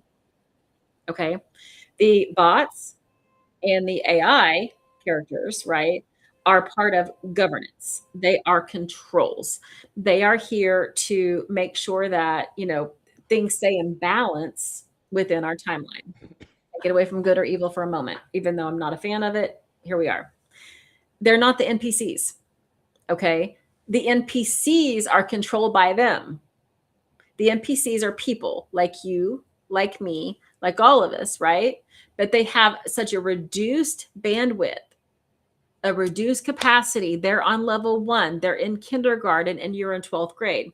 And you're trying to explain quantum physics or, trig or you're trying to explain, Beowulf to a 4-year-old. The NPCs, this is it. We want to take us away from good versus evil, good versus bad language. And I want you to move into they are reduced bandwidth. Therefore, they do not have the capacity. Okay?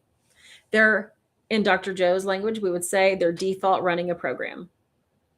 Okay, that's where we would use in Dr. Joe's world. In spiritual language, they would probably say they're soulless beings being controlled by the negative forces. But again, let's not go there. Let's stay with function. Let's stay with functionality for this, because they are your neighbors, they're your family members, and they're your friends. Okay, and we have a hard line right now being drawn, and if you can learn the discernment to know, is this, right, a true NPC where they don't have the bandwidth for anything else? Or is this someone who is, living like an NPC, but they do have the bandwidth with some type of activation or awareness or some type of event? Those are different things. Now, the question is why? Why is their bandwidth reduced? Or why are they stuck in kindergarten? Or why can't their soul fully integrate? Why is their soul so fractured? And the answer to that is really going to be found for at least this particular branch starting in 2020. It doesn't matter. It does matter. Oh, I thought you were going to say it doesn't matter. No, it does matter. Because the controls from 2020 on, sorry, I didn't catch that for a moment. The controls from 2020 on introduced exactly what was necessary to reduce their bandwidth. Trauma, scarcity, fear, increasing in governance. And when I say governance, I don't just mean our government, but of course our government is part of it, but also it is everything that goes against you, right? The unemployment, the lack of healthcare, the lack of ability to socialize. We've lost our ability to connect with other people because we were, separated from each other. We were really pitted in, which, by the way, that was supposed to be our topic this week before all of this happened, continuing with that book on the Nazi mind, them versus us. And those are all governances, by the way. Every single one of those things were governance. Hijacking the amygdalas is a governance. Creating situations in which people are surviving instead of able to, discern and live, in their intelligence is a governance program. Us versus them, hijacking the amygdala, governance program, creating so much stress that people become addicted to those biochemical hormones of stress. It's a governance program. But then you have the people that are already on reduced bandwidth, and then you introduce your bots and your AI online that give them that they're right, that feedback they're right. It tells them that they're right because when you reduce someone's governance, take it back to the TV, they can only watch Fox News. They can't watch anything else. The remote control, their TV, their bandwidth doesn't allow it. So the only world that exists for them is the world they're getting on Fox News. If it's possible to increase their bandwidth, which that's what's so exciting about the attractor signaling that just happened, is it does open the door to increasing bandwidth in this capacity. Then we start to wake up in spiritual language. The real awakening, not what Trump uses. That's bullshit. That's called like a false programming. That's just like a red herring bullshit. But we start to wake up. We start to wake up from sleeping, from being programmed, from just going through from surviving. Okay. And so it's really important for every single one of us to understand that if it is in fact a true NPC, meaning their bandwidth is so significantly reduced, there is not a single thing that you can say or do. But if you engage with them, you're feeding the noise. And the more we feed the noise, right, the more we move towards, the dampening of the branch instead of, expanding. Well, that's why I say it doesn't really matter because, I know we're not talking about this in this very small. I got so many questions, but it doesn't matter what these people say, regardless if they're NPCs or whatever. It has no bearing or It has no, nothing. It's air. It's hot air coming out of a bag of bones, and regardless of whether they are, regardless of what side they're on, it's all just bullshit. It's all just air. It's all, what do you call it? Even if it's like this conversation, like it's all philosophical, just masturbation. Is it? Yeah, Is it? Is that your take? Is that your professional diagnosis? it is my professional diagnosis. Because I get confronted, and you know, just recently, I think I came to that conclusion as well. And I'm bringing this down to the Earth level now, just to the Lucifer level of Lightbringer? um I kept on like responding to these bots and stuff and just getting pummeled. And so if you don't know, I got doxxed. So Cat Turd and Libs of TikTok, they released my name, my phone number, where I live, maps of where I live, and people are sharing that. And I'm getting phone calls, I'm getting threats, and I'm realizing to myself that, you know, I've gone through this before, and I realize nothing has happened. You know why? Because this is all just part of the, for lack of a better word, the matrix to trying to shut me up. And this thing is harmless. Like, sure, there are people that might glom onto it and actually take action about it, but for the most part, I would say about the 80-20 rule applies. 80% of it is just all like bullshit to intimidate me and to shut me up. But on the flip side of that, I realized I'm not gonna give them any air anymore. I'm not even like, who cares what they say about me? It doesn't matter. Even if they and that goes for both sides. Even if somebody was like, because I'm anti-Trump, even if someone was, oh, I'm anti-Trump too, I don't give a fuck. Like, who gives a shit what you think? Like, who gives a shit what I think? This is all bullshit anyway. Like, yeah, we're just sitting here on a stupid app, you know, blowing hot air and words at each other that mean nothing to the whole scheme of life. You know what I mean? So the only reason why it makes sense is what we make out of it, right? And I choose to be on the side of, I wouldn't even say good. I choose to be on the side that I feel is proper and how we should treat each other in a society. And I don't need to be friends with somebody else who thinks like me, and I definitely don't need to talk to somebody who disagrees with me. I'm just going to tell you how I feel. And that kind of goes, and I see that. Why do I see that as part of this conversation? I believe that's my, you said it, my expression. Like, I'll be unified with you, but this is how I'm going to express myself. You know what I mean? I'm my own. It is funny because I just was reading this week about, we're talking about self-expression of in coherence, but the way that it was posed to me was a sun. We're all part of this, or we're all part of the sun, but we're all, each of us are the rays of that light. You know, and the expression of ourselves is the ray of light, where some of us are longer rays, some of us are shorter rays, some of us are fatter rays, some of us, you know, but we're all like, you know, extending outside of this light. So I see it as just that. Like, yeah, fine, be a bot. You have a place on this planet, right? Just not in my consciousness, or not in my observation. You can go away. Well, and that is the whole point, right? Of not responding to the NPCs and finding those that you can have coherence with, not unity, coherence. Because I don't like echo chambers. Like, I don't need you to, I don't need anybody to agree with me. As a matter of fact, I don't care, No, and you I like don't it when like that. people don't agree with you. Oh, you know what's funny on that so I don't know if I told this to you, but last week, so all my accounts were taken down. I'm starting all over again, right? But the account I was on, I went on there. I had 85 people while I was singing, while I was playing my guitar and singing. 85, the most I've ever had of people just hating me. And it was the best concert, best performance I ever gave. I didn't listen to them. I didn't even let them bother me. I just went ahead and I just did what I did, and I felt so freed, and it was the best I've ever sang. It was the best I've ever played. Yes. I don't necessarily know if that would go as far as to say, yeah, I like it when people disagree with me. I just don't care anymore. I used to be one of those guys who was like, no, you have to agree with me. You have to agree, and I'm not going to let you go until you agree with me or say you agree with me.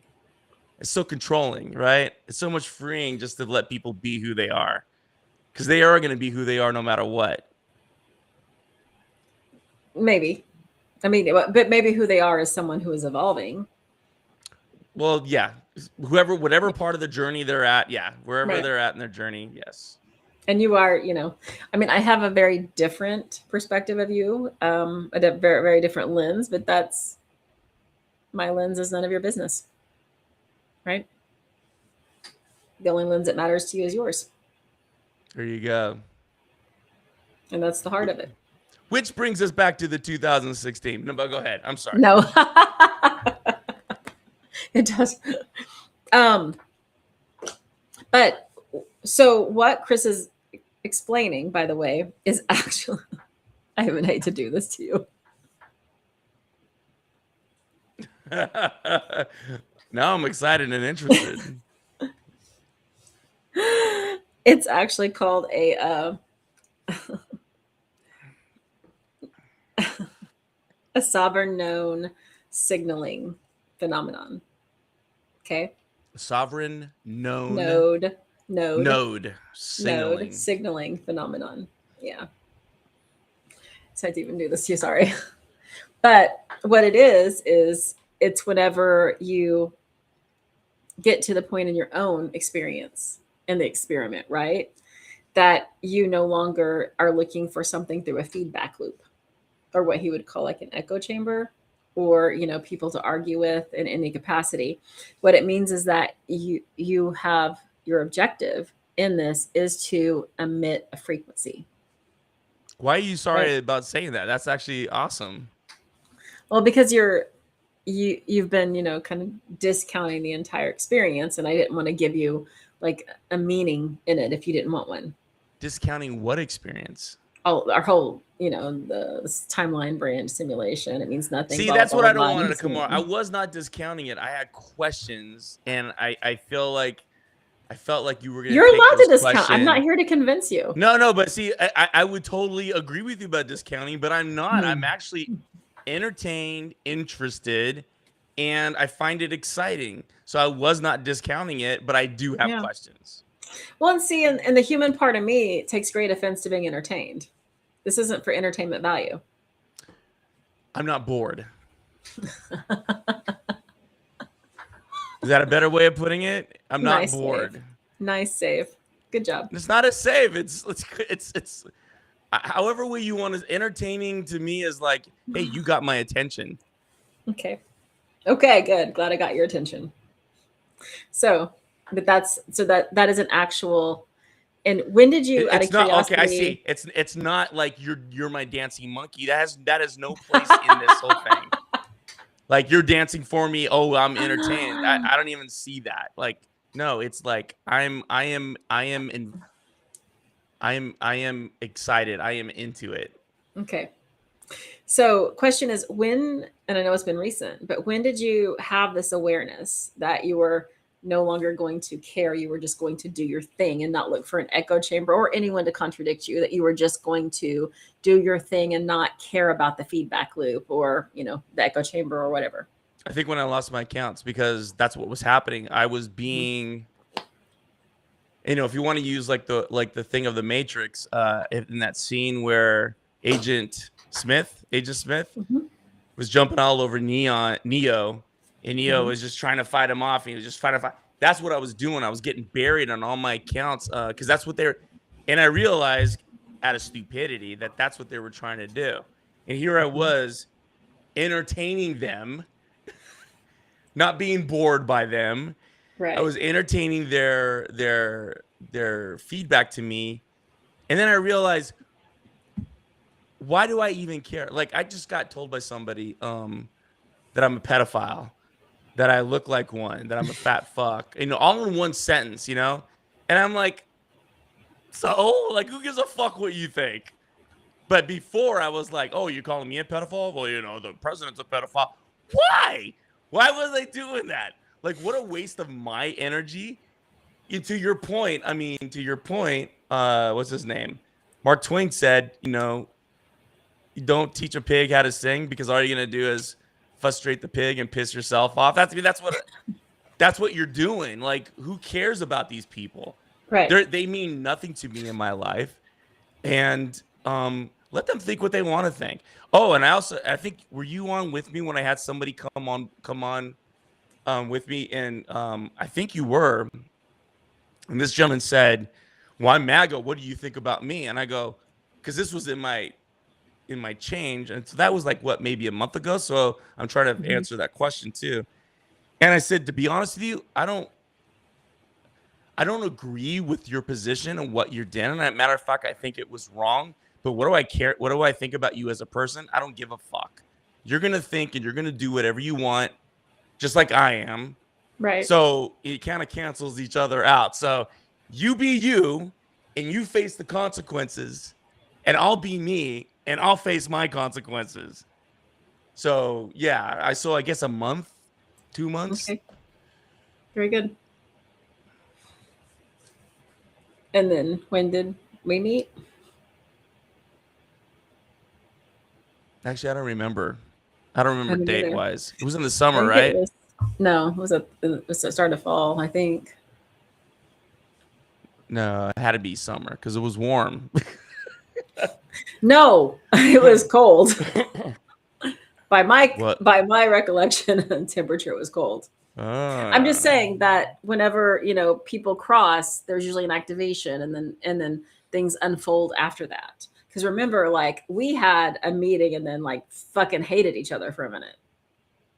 No, that is not true.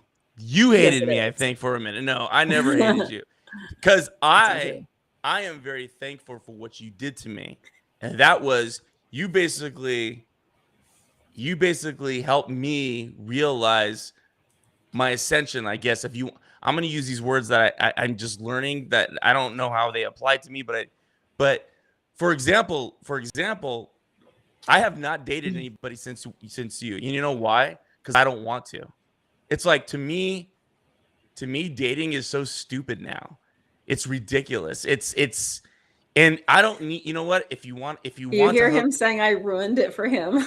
no, see, no, you're taking it the wrong I'm way. being sarcastic. I almost feel like I'm better than dating now. You know what I mean? Like, I don't need to have somebody complete me. And I think that's one of the things that you inspired in me, is that, I'm okay with who I am. And it sent off a whole like chain reaction of things that are like, because before I was like, oh, I am kind of lonely. I need fuck that. I don't like what I need. Who? I don't need anybody, and I don't need anybody to tell me who I am or what I am or what I should be doing. And I don't mean that in a woman only. I'm talking about the bots that are out there who are telling me I'm a big That's right. fat pedophile. It's like, okay, cool. And you're a monkey Martian. Let me make up some words too. I can do the same thing. The issue, just like, as I tried to tell him some of this back then, he wasn't ready. He hardcore rejected it, and it caused a huge fracture in the relationship, which is to the point of nobody can ever hear anything until it's time. So what this was called a seeding event, right? I planted some seeds. The relationship fractured. And then as we both, went through some different experiences, we were able to come back together, as friends. Is basically what happened. But that's your no, that's not my experience. But okay. I dig it. Then what is your experience? Because that's exactly, you were mad at me for telling you who you were, and you kept saying, you don't know me, you don't know me, you don't know me. Mm-hmm. I'm not who you think I am. You don't know. Oh, I could pull up the text. Oh, right. I did say that. Yes, you did. But the context that you're putting in is inaccurate. I think, how do I say this now? Like, you were telling me I'm some kind of, for lack of a better word, some kind of god. Well, we're all God expressed, but what I was saying And to you was that you had a role in this but let me as it. share. I'm trying Okay. to share my experience, and so Okay. yeah, it wasn't necessarily God. That's why it's just a lack of. I can't find the words. The thing it is that you put me on a level that I didn't feel like you. Okay, you put me on a level, and then you helped me and get enlightened. Hmm. The two weren't jiving. I felt enlightened, but not at the level that you thought I was. It's almost like me saying, it's almost like you saying you're a king, and I'm going, no, I'm actually a warrior. You know what I mean? Like yeah, actually, I felt like that. That's actually a good analogy. I did say those words. Like, I'm a warrior. I'm not the king. I don't want to be the king. I have no need to be the king. I am, and that's why I kept on bringing up the whole Lucifer thing. So I wasn't mad at you. Matter of fact, I was very thankful for what you did. Sure. We'll go with that. Oh, see, now you don't believe me. That sucks. See, oh well. Okay. No, That's your it's fine. It's experience. no, but like but my point wasn't. I had no anger or ill will toward you, which is why when you said, hey, why don't we do that? I'm like, yeah, let's do it. I think there's a function. I think there is a need for you and I to do something like this. Yes, exactly. This is the function. But my point was that I tried to activate you too soon. Maybe. I I don't know. that's exactly what happened. I tried to help you see you too soon and you weren't ready to, and it caused a huge conflict within, for me, for you in the relationship, because there's the one thing that is really hard for my energy type that I am is one, I see through time. I see all potentials in the field. I also see what is most likely. And that is the hardest thing whenever people say this to me all the time, like, oh, yes, I have, I feel this connection to you. I know we've had lifetimes before. And I will always just, be really polite and not really feel the need to correct them. But the truth is, it's very, very, very rare that I feel a connection to someone. Not people to me all the time, you know everyone says it. I mean, and I don't mean dating. I mean, just for the last 20 years, it's what I hear over and over and over again. Whether I feel a connection to them or not, I do have, whether we call it a spiritual gift or the ability to recognize a pattern in the field, or whether we look at it as a timeline analysis, I have the ability to see what we would maybe perceive to be their future. And then as a coach, right, my job is to help them step into that highest greatest good, and I do that very effectively, and I do that very well because I'm able to access what we perceive as past, present, future. The hardest part for me in my life is when I see what other people can't, right, and I see connections and intersections and history and future and all of the things that other people can't see. And for me personally, that creates an incredible sense of loneliness. That, it's like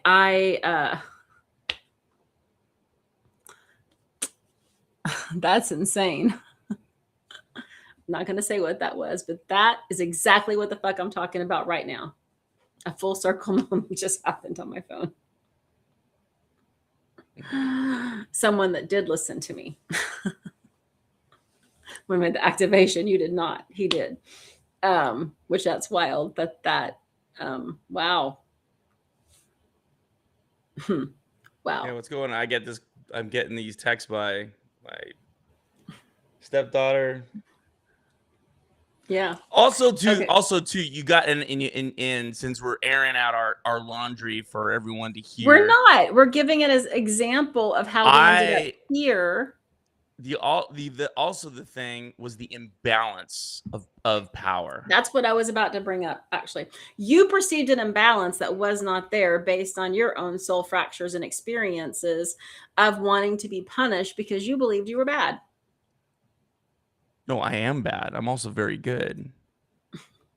I'm equally bad and equally good. Okay, Lucifer, Lightbringer. Right? No, what the problem was is that you were far more intelligent in these things than I was, and that created a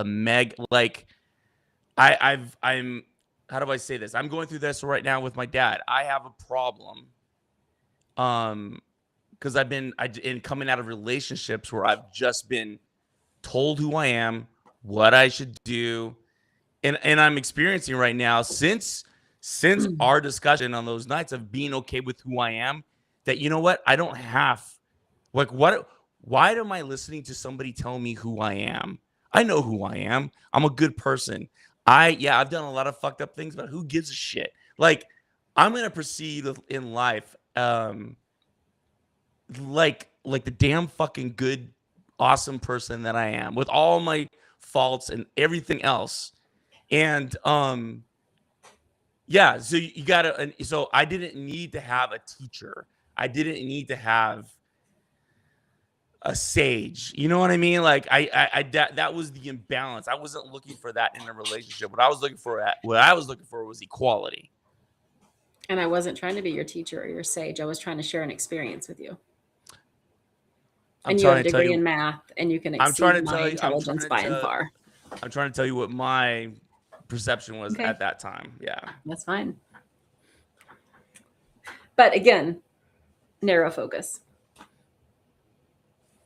What do you mean? know, the narrow narrow. focus? Well, we're narrowing the focus. But the point being that, which was the whole thing of something that seeded right several months ago, is now has the structure with which to exist. It didn't have the structure to exist as dating, right? But it has the structure to exist as friends, and I kind of feel like more like siblings, right? Oh, It has the God structure. damn. Stop it. Why do you keep on going there? Because, well, that's how I feel. Are you going to invalidate my feelings? No, I'm not invalidating. I'm just it's just you're not recognizing my feelings. Right? Why that? Why Because did you it's pick brothers and sisters? the safe Why container. couldn't it be something else? Can I not have a safe container? Sure. Okay. I'll go with that. Okay. So, but we seeded SEEDED, not CEDED. This connection. I don't have that feelings months toward my ago. sister. I don't have And these. now these we're kind in of... the structure where we are, right? And just for, again, I will, toxic trait, red flag, whatever. That is my issue, is that I can see what people can't. And that is the loneliest part of my life.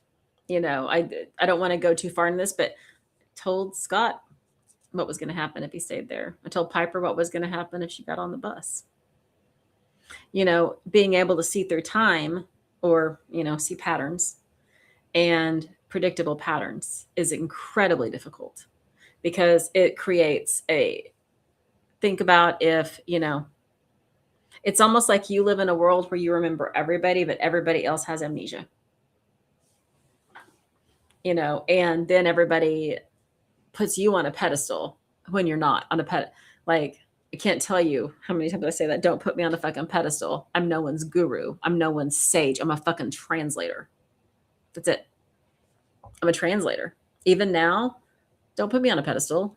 Anyone watching, don't put me on a pedestal. I'm a translator. I'm here to help you understand something. I'm not here to help you. I'm not here to teach you anything. I'm here to give you a narrative scaffolding and a framework and a vocabulary, a lexicon that can help you understand what's happening for you. I'm not here to tell you what's happening to you. No, but you do come from a place of authority, and that's not a bad thing. I'm just saying I don't have any authority. Okay. I mean, number one, I'm a white woman. The only thing I have is white privilege. Men hold authority in teaching positions. Men hold authority in spiritual positions. Men hold authority in religion. Men hold authority in education. Let me rephrase. Maybe not authority given, but authority of somebody who knows their shit. I mean, you come on here and you have a whole bunch of people here who listen to you because you're an authority in the Thank you, I Michelle. think of you as a conduit of information. Yeah. But you speak with authority. You speak from authority, from a The place of authorities authority. over there, I translate it. And I tell, thank God I don't have to have all the answers. We would be in a world of trouble if I had to have the answers. I'm just the bridge between the field and you, right? I'm just the bridge. I don't have authority. And if anywhere in this equation is going to get fucked up, it's going to be the bridge. It's going to be me. I'm not a guru, right? I'm not a sage. I'm just I function as somewhere between a key, a mirror, maybe a bridge. I'm a translator. That's good. That's my whole job, is to make information accessible. And if spirit, the field, is giving you the information, there's a reason why. Because guess what? I don't have these conversations very often. And I certainly, oh my God, through dating, absolutely fucking not. I can think of 3 people. You don't have these probably conversations? What do you mean by no. these conversations? Like the kind of conversations you and I had, or the conversations we're having now. This is an extreme rarity and only can happen if the node that's going to be the signal later on down the line, sorry, has a purpose or an objective in this, right? Normal muggle conversations don't go this way. Again, that was the whole point when we started this, is if you're capable of receiving this information, you will receive this information. And if you're not capable of receiving this information, it's going to be like, well, that's fucking nuts. But maybe we're seeding you for a future. But I'm not giving you me. I'm an expression of the field. You're not getting my opinions. You're not getting my knowledge. I don't have any. Yeah, but yeah. I mean, I had something to say that, but it's just semantics. It's just syntax. You're part of the field. Yeah. You are the field, as much as I am. So yeah, you are speaking from I think you're being very humble in your sense of what the authority means. What I think maybe I'm using the wrong word. Maybe because maybe authority seems to be bringing up a bad connotation when it's not necessarily that. It's Can we replace it with the word value? Well, I mean, I would say everybody has value, but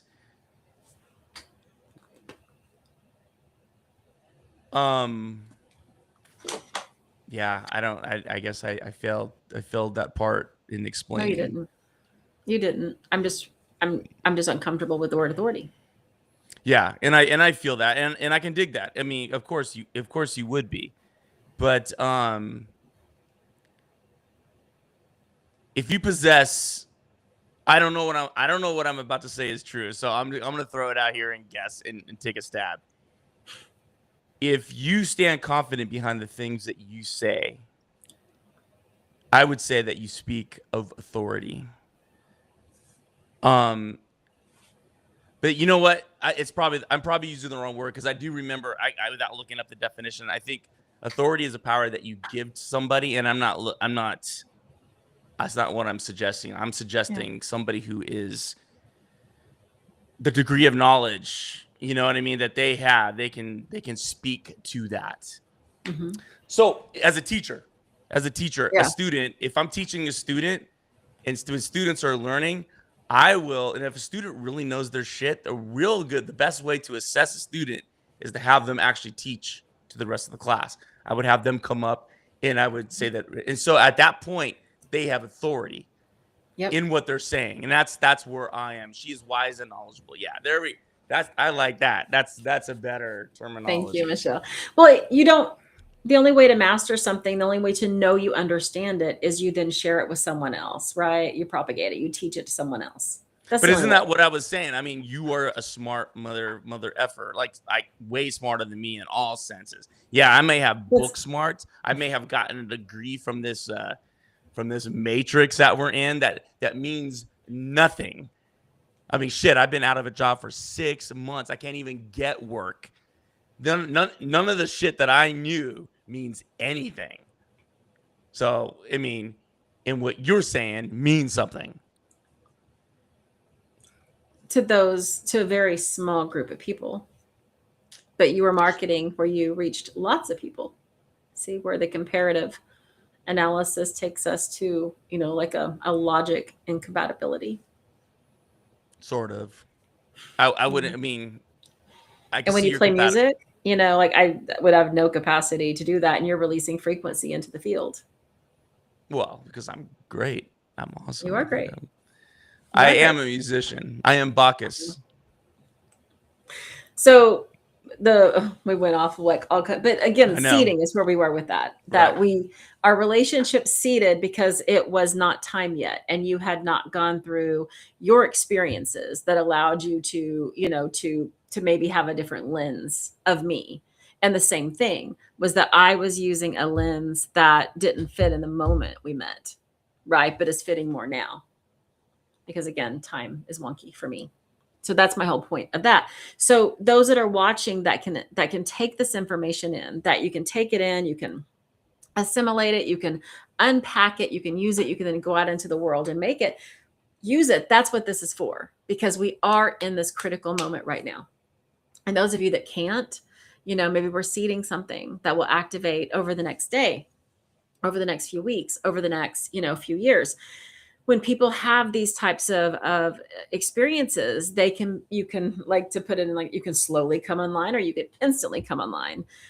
For whatever reason, my last several ones have all been very instant and abrupt. A couple of them were. And, the one in April was so abrupt, it created, just almost like a type of spiritual disconnect, where I don't want to get into specifics because we are online, but I'm telling you right now, I did not know if I was going to stay. I did not know if I was going to stay. And I had everything planned to not stay. And I had to go through that moment of unpacking, because the information I was getting meant I was going to have to make really big decisions. And, that decision, by the way, that was made on April 19, 2025, which was to leave. And I even hate to say marriage because it wasn't a marriage and it hadn't been a marriage since 2018, but to move on. Right. And that is the only reason Chris and I connected. Because if I hadn't, we wouldn't have ever connected. Well, I mean, without some other, rerouting of the path, but it's only because I was going to be single and date. The person that did take the advice and did activate way back when was the person who just texted me, same thing. Brief interaction, incompatible for relationship, but was an activation nonetheless, took it and moved on with it. So that leads us back to 2016 in a way. We're closing the loops. Whether it's to 2016 or whether it's that text, whether it's, your stepdaughter, whether it's back to when we met, back to whether it's April 19, 2025, the day I decided to, leave my marriage, it led to all of this that we see, right? We're closing the loops. And that is because we're ready to move on to the next thing. And closing the loop is what gives us the clarity. The clarity, or I don't want to use the word meaning, but the meaning, the clarity, the understanding that allows us to move into the next phase. So people that are going back nostalgic for 2016, or like you said, are closing the loop so they can move on. Simplified, yes. Closing the loop so that they can have the next experience. It's like, think of it like, almost like gatekeeping, right? That gate's now gone and they can go to the next level. The next level, which was activated by, this attractor signaling that just happened in the last 48 hours. So whenever we talk about that, because I want to move forward, we've actually been here for a really long time. And another 2.5 hours, but the attractor signaling that just happened. Okay. That is the thing that is different right now. And you're probably feeling it. Even if you don't have a language, even if you don't have a framework or a scaffolding to which to look at, something is different. Okay. Now, how this is going to manifest, and which was the whole point of this thing, how's it going to manifest, or how are we going to experience it? How are we going to observe it? How are we going to look at it in this construct? Okay. Number one, you are going to see, we're just going to go politics first. Trump's escalation is going to become so out of balance with the direction that the branch is moving that there will have to be something happen, a reset, or a correction, a removal, something. Okay. And because of that, because of the compression factors, his behavior is going to continue as a disruptor to make it absolutely mandatory that the corrective signaling is sent. Now, what will that look like? It could look like an exit from the timeline. It could look like a removal. It could look like an impeachment. It could look like, whatever it's going to look like. But do know that the only reason we could get the attractor signaling is because that is already in action. It is, those two things are very congruent in their energy. Now, what will be interesting to see is, can we maintain enough coherence while maintaining enough sovereignty to not create just the next version down of our government, right? So here we have Trump and we have Vance, but can we actually shift into a more coherent, more sovereign experience, which would be none of that, which would be more of more of our libertarian beliefs. Well, to your point, I mean, logic says that we can't go back because that's what led us here. So, and we cannot accept an adjacent Judy Vance because it's just the same shit over and over again. So the answer to that is a complete whole new paradigm, system, experience, whatever you want to call it. Which brings us to, there's options again. This branch, is very unlikely to collapse at this point. However, until the last 48 hours, collapse was definitely a viability. Now, collapse doesn't mean we cease to exist. Collapse means we shift into one of those parallel, timelines that we look at. The bifurcation, and again, we're only narrowing to this branch, is what we see whenever some people start having, better experiences. Like, people can be in the same world and have totally different experiences. And that's what we see with the bifurcation. And that was my question for you. Again, that's what I was just thinking right now too. I mean, this is only our experience in the United States. It's not the experience of some, young African child, trying to survive. They don't have Trump in their life. They don't have any of this other stuff, Well, but Trump is not the issue. Exactly. The issue is that distortion in the pattern, right? And that pattern exists for everyone in this branch. And so if you say, well, what about this person over here that's not part of the United States? Well, right. I mean, first of all, right now, the United States is absolutely a menace to everyone on the planet, right? All countries, which will probably be part of this, distorted pattern correction that we see happening. But so what about the person that, lives a very rural life in a very rural country that isn't impacted at all by world politics? How does that play for them? Well, it can certainly play for them as in more resources being diverted to them in assistance. We can stabilize the world economy. We can stabilize world weather, and that could have an absolute impact on them. So we have to remember that each individual, avatar / person's experience, how they experience these distortions and how they experience the coherency in the patterns is going to be different. But for, the modern world, whatever, we are going to see, the correction come through really socio-political and government systems. But everyone will see when these distorted patterns are removed, everyone will have more coherence. which again is ascension. Well, maintaining sovereignty. And that is the goal. So everything that's happened from, this high density branch to the attractor level event, or ascension level event and attractor signaling, right? That just happened. It is going to cause people to do things. Pay attention right now. Pay attention. Because what you're going to see is everybody operating within their own framework to clear up their distorted patterns. And that's why people are looking at 2016. That's why that dress is making its resurgence. That is why we're seeing, people that maybe relationships were seeded that are now coming into the framework. That's why we're seeing people having what looks like spontaneous healings, or they're leaving this altogether and they're going to, come back in maybe a different branch or maybe this branch.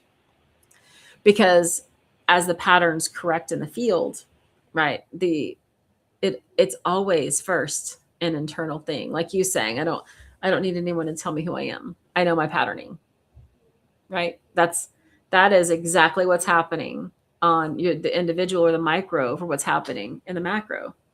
And the question is, who is doing this? And the who is really and truly us, because we're all one expression of the field. Now, are there expressions that are more distorted than others? Absolutely.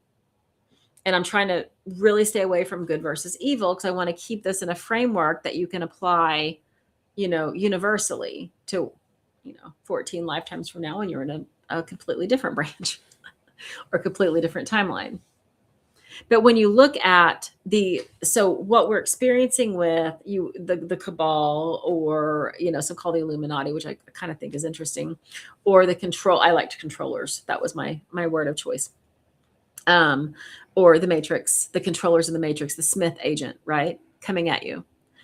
What you're seeing when you experience this phenomenon, one is it's a reaction to the distorted patterns in your field. Okay. It's a reaction to that. And so if you are engaging with NPCs, and again, I'm talking about the ones that have no bandwidth, that are just here to run a program. They're plugged straight into, Fox News. They're going to look at that video of Renee Good, and they're going to be like, she was hit by the car and he was bleeding internally. And there's not a motherfucking thing you can say that's going to convince them otherwise. What does it mean? It means that they don't have capacity or discernment. From a spiritual perspective, what we would say is their soul is so fractured, they have no free will or no sovereignty.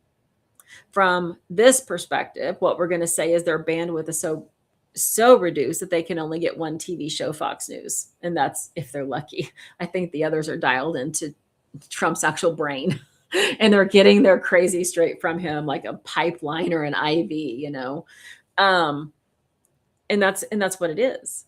So the governance controls, and unfortunately the governance controls, or the programmings or the conditioning, has hijacked the spirituality community. And this is the part that's hardest, I think, for me, is because it's caused a huge fracture in what I consider to be my community, which is also why at this point I'm choosing to be alone. I'm choosing to be alone. I'm not looking for a spiritual community. I'm seeking connection where it's appropriate, but I'm not seeking anything other than that, because there are too many variants of the hijacking in the field, especially in spiritual communities. Can't tell you the number of people that have sent me messages over the last few weeks that Trump is on the good side and he's draining the swamp. And they've been, in our spiritual term, they've been hijacked. From their bandwidth is reduced, that they're only getting one signal, or they're only eating off one little buffet. They're only running one program. And that program is in 2016, they adopted a belief that Trump was here to end the cabal. He was here to drain the swamp. He was here to restore good. There's going to be the Jasara and the Nasara. There's going to be the med beds released. There's going to be the Pleiadians are going to land and take us. There's going to be the grand solar flash, and everybody's just going to wake up, and we're going to be in a whole peaceful world. There's going to be this, money remuneration. And so all these people that bought, the Iraqi dinar with Saddam's actually face on it are going to be billionaires. These are programs. These are controls. And they're just like the ones where Christianity tells you that if you are good, you go to heaven, and if you're bad, you go to hell. That tell you that if you have sex outside of marriage, you're a sinner. That tell you that women are to blame for the downfall of man. That tell you that people are born with original sin. Same programs that tell you now your value is based on how much money's in your bank. Your value is based on what you look like. Your value is based on your job. Your value is based on whether or not you're worthy of having a relationship or a marriage or a partner. Your value is based on the number on the scales. These are all governing programs. And because of trauma from 2020 on, right? Everyone's bandwidth has been impacted. When your bandwidth is impacted, you don't feel the same amount of sovereignty. So what do? You look for someone to help you. You look for someone to provide assistance. 2020, it was our government, right? Man, they were giving out money like crazy. We're going to pay you unemployment to stay home and give you bonus money and give you EBT, right? People in LA didn't have to, in California, didn't have to pay rent. We did in Oklahoma. They were still evicting. But I know people that tell me here, they didn't pay rent for like a really long time, because of those programs. And so in that moment of crisis, in that moment of compression, in that moment of trauma, when your bandwidth was reduced, you plugged into a program that provided you with what felt like safety, what felt like security, right? These government programs. And they provided that for people for a few years.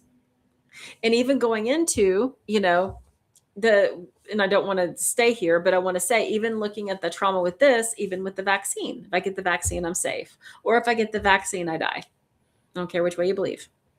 Both of it's a program. Both of it's a governance and a control, right? And so then we end up in this place where we create these hierarchies, right?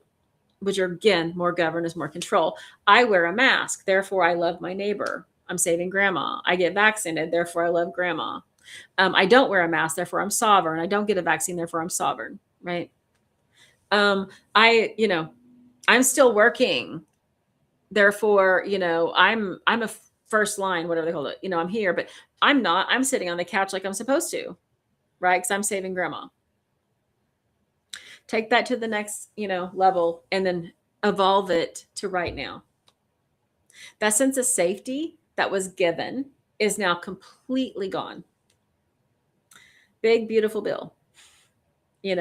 I heard Trump say today that they have lifted up like 1 million people off EBT. And I'm like, nah, no, just 1 million people no longer qualify to eat through these programs. They have reduced subsidized rent, right? Housing assistance. They have reduced, a lot of states have completely gotten rid of their expanded Medicaid, no medical insurance. Right now, how this is the macros affecting, my ex, is that because people don't have subsidy to get insurance through the marketplace, it's impacting what his Medicare Advantage plan is willing to pay for things, which caused him to not be placed in a facility recently and to be sent home from the hospital long before he was ready, because the subsidy money isn't going into that system. Therefore, they don't have enough to spend out for the really sick people. Because the only way insurance really works is if the healthy people have it and pay for it, so that the sick people can have it more. They just denied a shower chair to someone who needs a wheelchair, by the way. The theme that I'm hearing throughout all the things that you're saying is people's longing for,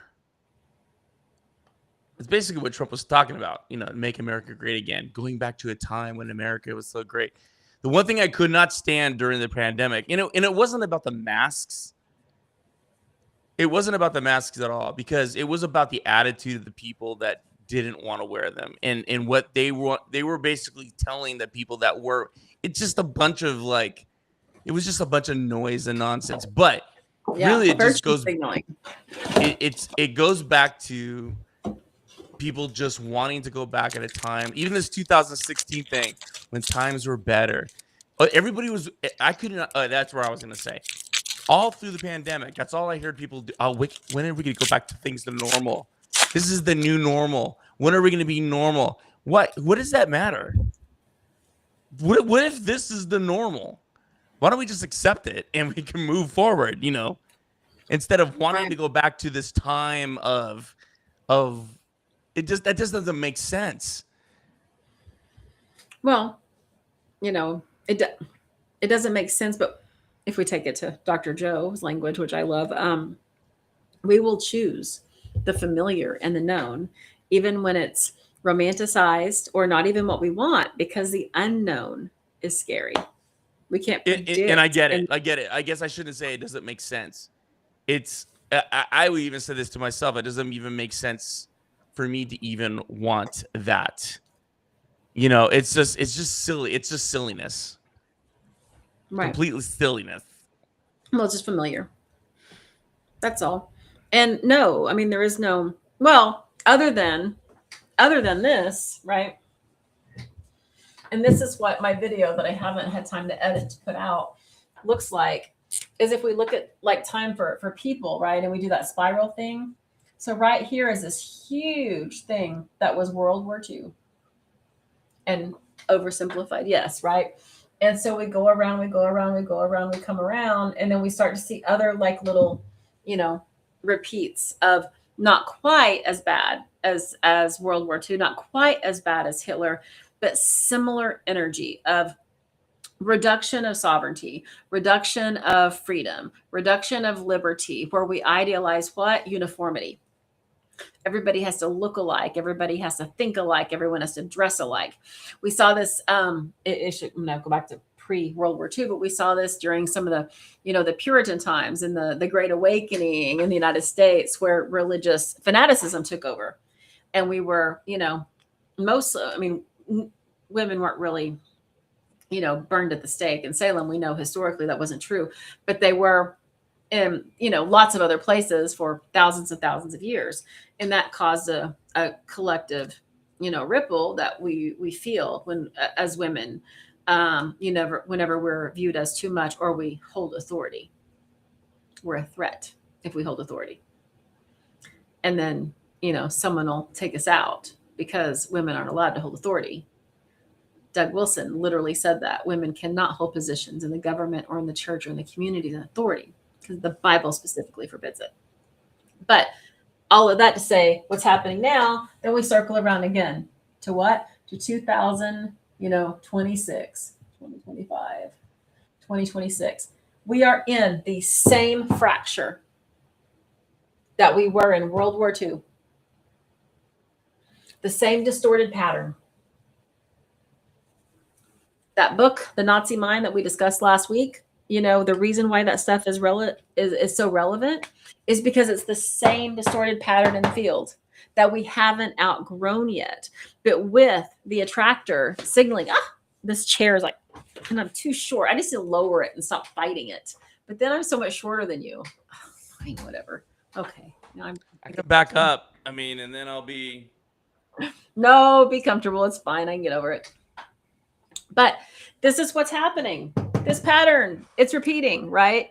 I don't know. I have an issue with that. I would say right? that. I would say that. I hear what you're saying.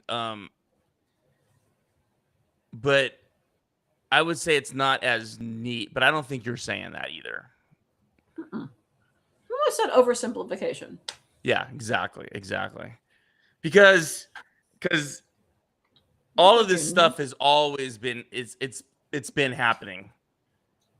Like I said, like my biggest thing is MAGA existed. I'm a Republican. I remember when these people were in the party talking about these very things.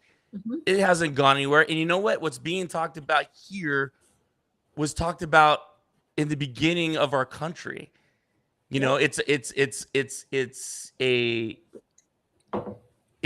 of this shit has changed. None of it. We're just different. It's the same shit. It's so ridiculous. It's just same shit. Which is why we're in the branch that we're in. Like you talk about, like you know, you and I always get into this about the women and how they don't, you know, I don't know. I can look into our society and many societies and see many societies doing that. If I watch the Secret Lives of the Mormon Wives, they're being shoveled into this thing as well. You know what I mean? It's just it's just a constant wheel that just keeps on going. Yeah, the spiral. Up against Right. every one of these you can draw, right? Oppression of women, political, right? Exactly. Until something, you know, gets us out of the spiral and lets us actually ascend instead of circle, which is what's the potential right now. And yes, the same things repeat because again, all time is now. Right. And it's on my TikTok, but it's kind of buried now because I pinned the other videos. But I will never forget this. I was talking to a man on Bumble, and it wasn't even dating Bumble. It was like the networking I saw side of that Bumble. video. That was crazy shit. I have about 4 hours of that, by the way. I recorded every bit. Put it all on because I'm just editing.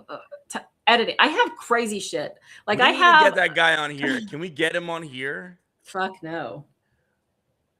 I have his information. I blocked him on there. I mean, I blocked him on. I do have his phone number and his Bumble information, and I know his name. Can we get him to come on here? He's not safe.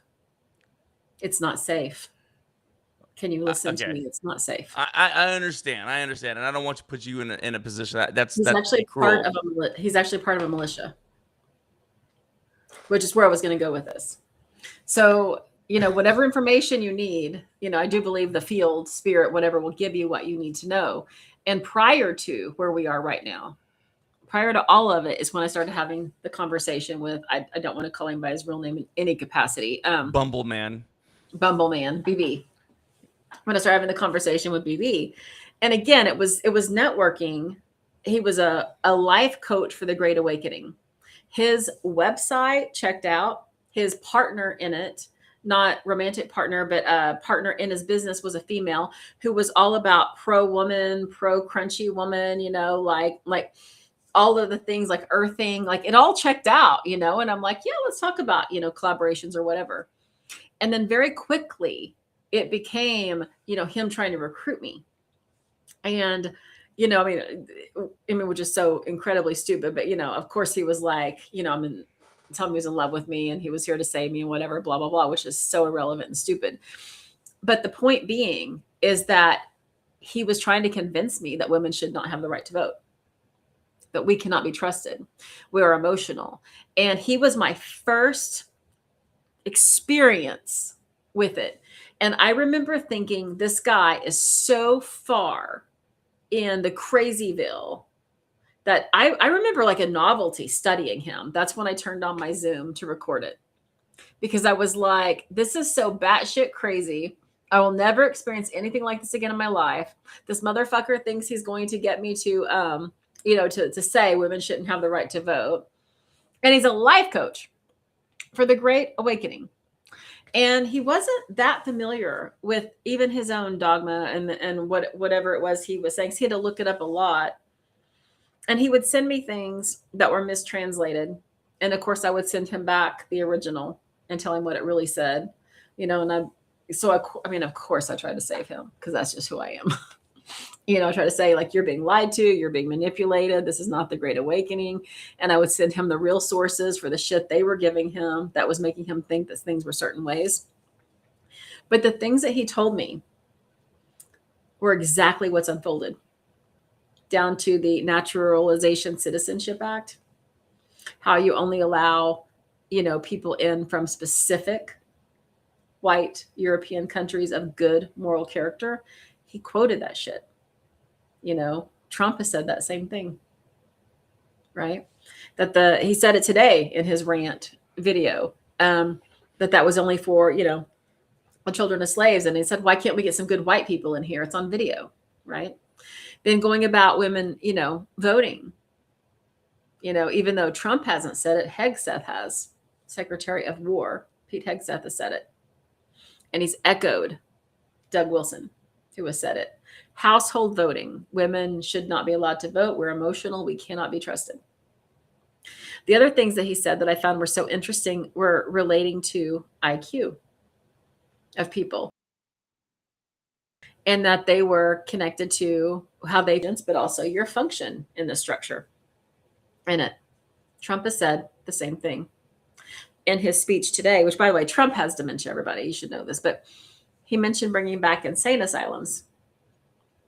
He went off on this story about being a young boy playing baseball, and that his mom, he could be a professional baseball. But there was this big building with all these bars. And, someone cut funding to insane asylums, right? Well, here's where that goes in the timeline without this, attractor signaling, in the timeline without all of this happening. Anyone diagnosed or labeled with Trump derangement syndrome will be going into one of those facilities. Women who are emotional, who don't submit to a man, would be going into one of those facilities.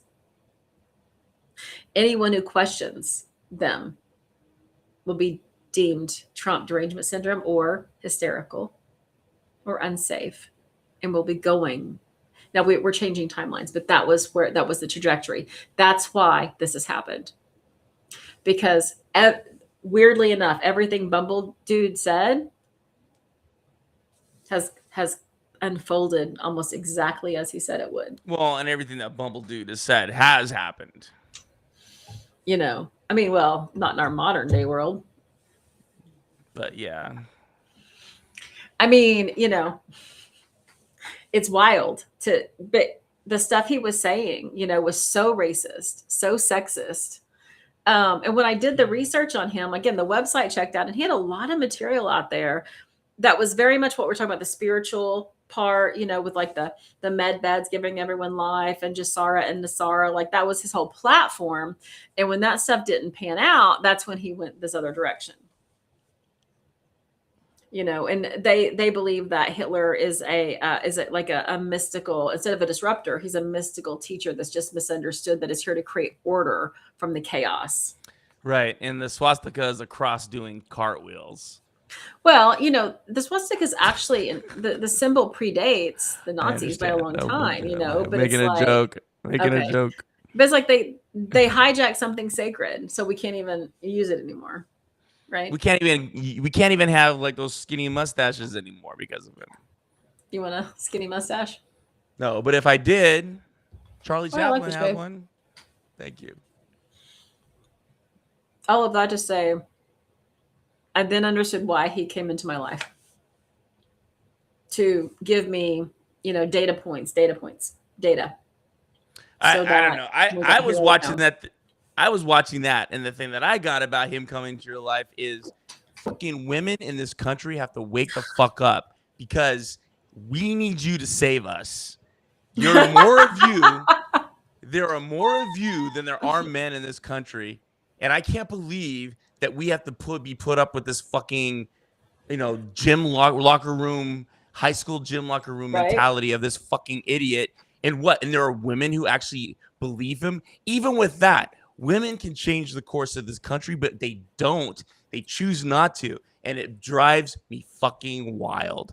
Well, and that's part of the issue too, is because that's a bandwidth reduction on women. Because you watched it, actually, think about it.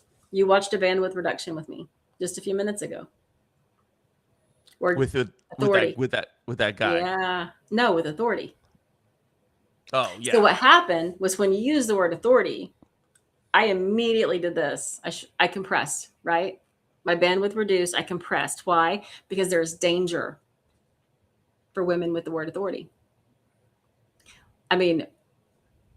Inside this particular branch, we're inside the general matrix as well. Women aren't allowed to have it. And that's why Kamala was so fucking awesome, because she was like in herself. She had authority, and she knew it, and she knew how to use it and wield it properly. Yeah. Well, that's why, anyone in Oklahoma that knows me probably very surprised by my outfit. I dress very, very, very conservatively, and I no longer do that.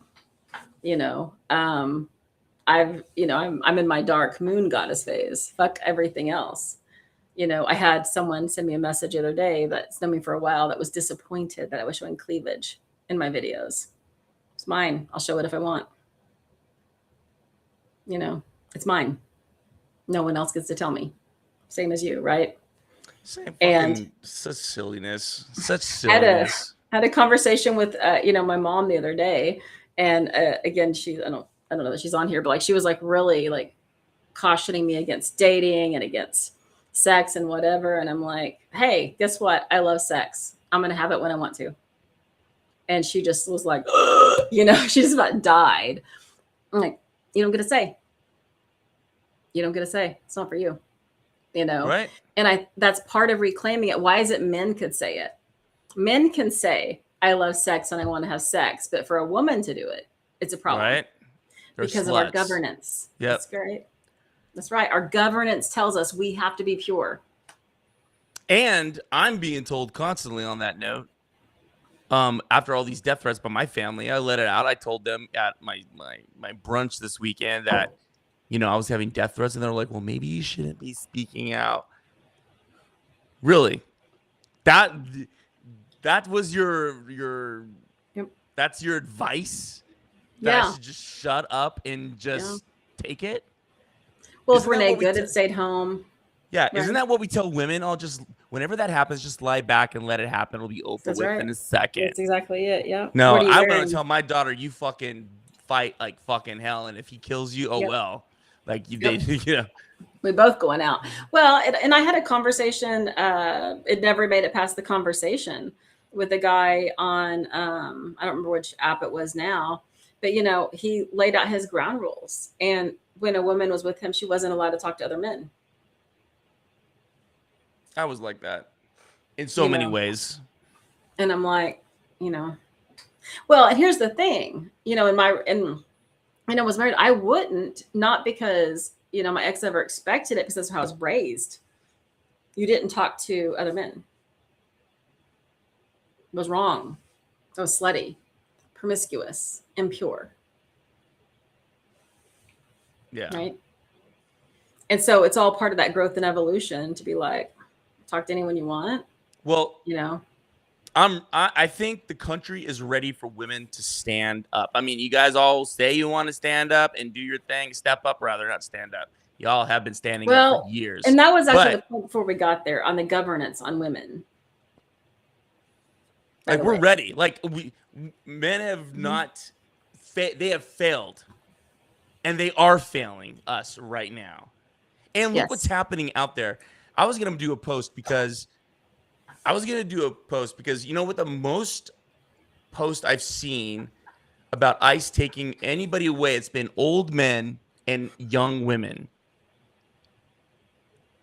So what happened? What happened to all these men? And these are like manly men, like what we considered like in ICE, telling women to shut up and saying, you better take a listen. What the fuck is going on? What is? Why is Renee Good being blamed for being murdered? If she would have been home with her kids, it wouldn't have happened. Well, what was she wearing? Oh, that was shit. What kind of shit is this? It's called a governance system. And it's meant to make you afraid, to reduce your bandwidth, to plug you back in.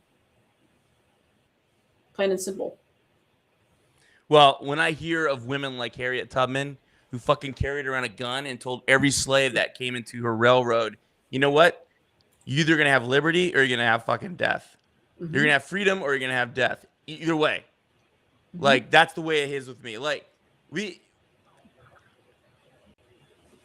our humanity is, and it's going to come back. I know it is. It's going to bounce back. It's going to come around again. And it's unfortunate that I have to live in this time where this is occurring. But I think right now in America, if that's the change, if you want to talk about what's next, it's not to have another fucking man president, as we have. I mean, Obama, Biden, yeah, they were good people. Even Bush Jr., go figure, I would say that. I fucking hated the guy. But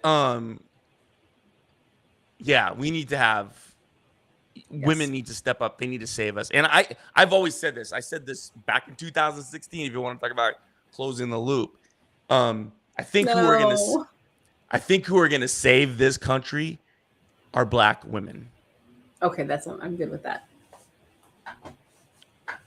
They are. Yeah. They're because you know what they've been down the road. And it just goes to show you that. Did you hear about Jake? That guy Jake Lang, who in Minneapolis, he was a J6er. He got released by Trump. He went to Minneapolis and wanted to do this pro-Trump protest, and he called everyone to get out there, and nobody came, but thousands of Minnesotans came, and his life was threatened, and he was shitting bricks. And you know who saved him? 2 young Black Muslims. He was a white supremacist, and he was saved from a crowd, of a lynching mob crowd, by 2 Black Muslims. Was he the guy that got the pee balloons thrown on him? I'm not sure. Back against a building, and they were throwing balloons filled with pee. Oh yeah. Was that with pee and stuff? Mm-hmm. Wow. But see, my point is like it's amazing that it's the ones who were the Black community who we didn't listen to, who have been oppressed by this piece of shit, like way of thinking, are the ones coming around and saying, we don't want death. We don't want these people have been enslaved, and they still dance around and smile and try to save us. That's humanity. That's what we're saving this country for. And women have to step up, because white women, because they're going to be the ones that are going to save this country. We have to, and that's the governance thing, right? Is that for women, we have the collective trauma, if we go back to this example of, being burned at the stake, and, death by hanging and drowning and pressing and being tortured. And if you've ever seen the device that they put on women when they were accused of gossip, locked in, their mouths. And so women have so much power. The divine feminine is not just rising, she is roaring. She is roaring awake. And that is the biggest threat. And that is why Trump and the Doug Wilsons and the Bumble dudes and the Jared Longshores and the Toby Sumters and the Dale Partridges are coming so hard at women. And unfortunately, because of the trauma, not just women, but everyone who doesn't feel safe just says, I'll trade my freedom for safety. Yes, I just want a godly man. And then we have Erica Kirk on the stage saying, submission is such a beautiful thing when done properly. I unfriended someone last week and told her she was a hypocrite, because she was one of the people that every time I would post something, I should say, well, I want to submit to him and have him submit to me. That's not the fucking definition of submission. God damn. How many times I got to say it? Right? Submission is authority. Submission is one over the other. It's hierarchy. You can't submit to each other. That's called a relationship. Right? And then she told me I had hate in my heart. I told her to go fuck herself. I do now. Go fuck yourself. I have been there to support this person for a good 10 years, because she was in an abusive relationship, struggling with addiction, homeless, unemployed. Literally been there to support her. And she's going to come at me and tell me I have hate in my heart. Right. Because I don't like Trump and she does. And because she wants to fucking submit. Go submit. Just go submit over there. But get out of our way. What is it with people? I don't know if you know this, but I don't even have a shrink anymore. I'm done with people telling me who I am and what I should do. I don't need that. I don't need you to tell me what I'm doing. Note, do not tell Chris ever again anything. No, but that's that point. The point saying, oh, you have hate in your heart. Really? I do, huh? Okay. Do I have love in there too? What else do I have in my heart? Blood? What else? Tell me. Yeah, tell me what I have. Who the fuck are these people? Yeah, come on, get out of here. I was just done. I was just like, I don't blame you. And then I blocked this other person too for the same shit. It's just like, if you defend, back to the NPC for a minute. Yep. Women need to absolutely rise. Divine feminine has to not just rise but roar, because we can correct the patterns in the field more easily, because we are the bridge between, between heaven and earth, between energy and matter, between the field and the substrate here, the branch. With all that being said, damn it, I forgot where I was going. No, it happens. I think you might have been going to being in your own, like not listening to like the NPC NPCs thing. yeah. Like, I have unfriended, removed, and blocked anyone who is saying that the people standing up to ICE wouldn't be hurt if they just stayed home. I'm removing you. I don't. The reason why is because you're either an NPC, okay, a true NPC, and you're plugged into a narrative. And that narrative you do not get access to my bandwidth right now. We are in a critical moment. My job is to translate and assist in this moment. Therefore, my bandwidth must go to those who are capable of making the shift, and only those individuals. That's it. No one else. Okay. Number two, if you're not a true NPC, right, then you've probably been hijacked. You've been hijacked. Unfortunately, there are a lot of ways that, the physical avatar can be hijacked. The type of what we call like a hostile walk-in, through different things that can happen inside the body, through trauma, you can be hijacked. Okay. You can have attachments. You can be rewritten, if you will. So guess what? Nope. If you are defending Trump, or you are defending what's happening with ICE, my bandwidth must be protected for what's coming forward. Therefore, you do not have access to me, or the ability to take up my bandwidth, or the ability to even risk for a moment taking me off my objective. We are at too much of a critical mass right now. My energy is going to be in assisting and aiding and helping those that are awake, conscious, ready to make the shift, period. Oh, on that note, I've been getting a lot of hate from Democrats too, because I've been on the anti-Democrat. All these and you know what? And I'm seeing more and more videos of Democrats like being pissed and doing the same thing, because it's so true. These Democrats, oh, this is wrong. You got to go do more. What we got to do more? What?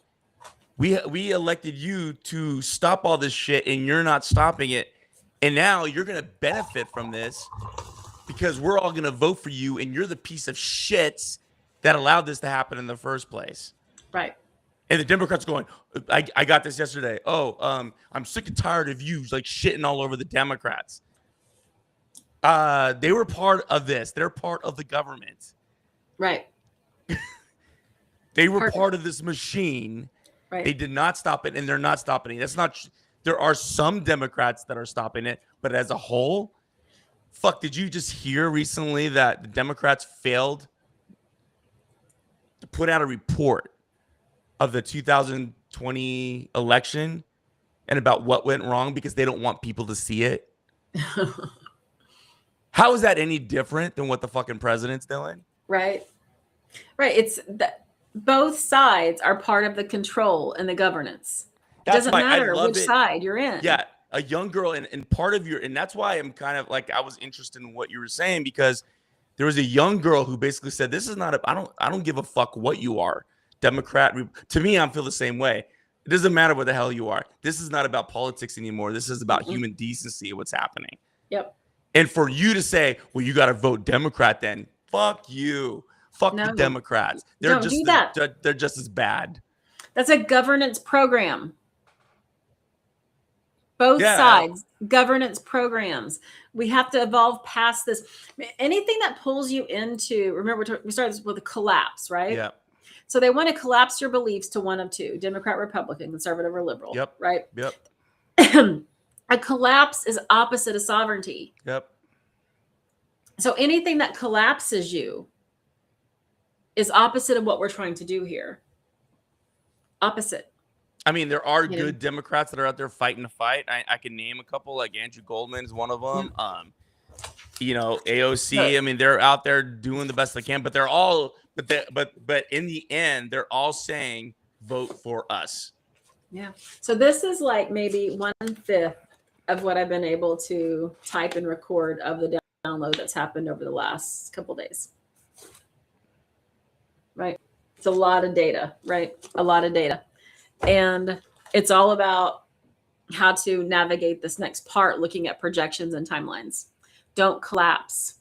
Anyone listen to me. Do not collapse in a Democrat or Republican. Neither is going to save you. Speaking Humanity of such, is how we do it. I think that's a great message, Inanna. And I want to say that in the 3.5 hours you've been here, I think I've downloaded some something into my bladder that I need to release. You and me both. I'm about to die. Yeah. Okay. Can we, so next wrap week, things up? same time. So yeah, absolutely. And you could have actually checked, but we'll meet again next week. Same time, same place. No, but I'm going to because try to go live. I was invested. Is that I was invested into this thing. I didn't want to leave. No, I'm glad you stayed. But for those of you, I will try to do a couple more lives this week at random times because I know people are going to have a lot of follow-up questions after this. Right now, I can just feel everybody integrating. So go back, rewatch it, write down your questions, and I will try to. I'm not going to type out answers at all, but I'll just try to address them in a live. Try to keep them on this post instead of messaging them to me because right now I think there's probably 400 messages in my inbox. I'll never see it. And it will vary. Are people even still on? I show 7. Oh, nice. Yeah. But my people are all in Oklahoma, so it's like 10:30 there now. So right. and East Coast, so it's 11:30 there. But we'll continue this. I'll pop back on a live probably within the next couple of days and come up with your questions. And we'll just keep working through it. Okay. And women, please save us. You can do it ourselves. But I get the sentiment. Our path forward, coherence with sovereignty without collapsing into uniformity or unity. Okay. All right, everybody. Have a good night. Adios, I love you guys. bye. And thanks, Chris. Bye. Thank you. Bye. I made the screen disappear. I don't know where it went. I don't even know how to get it back to turn it off. Technology and me. Okay, there it is. Bye.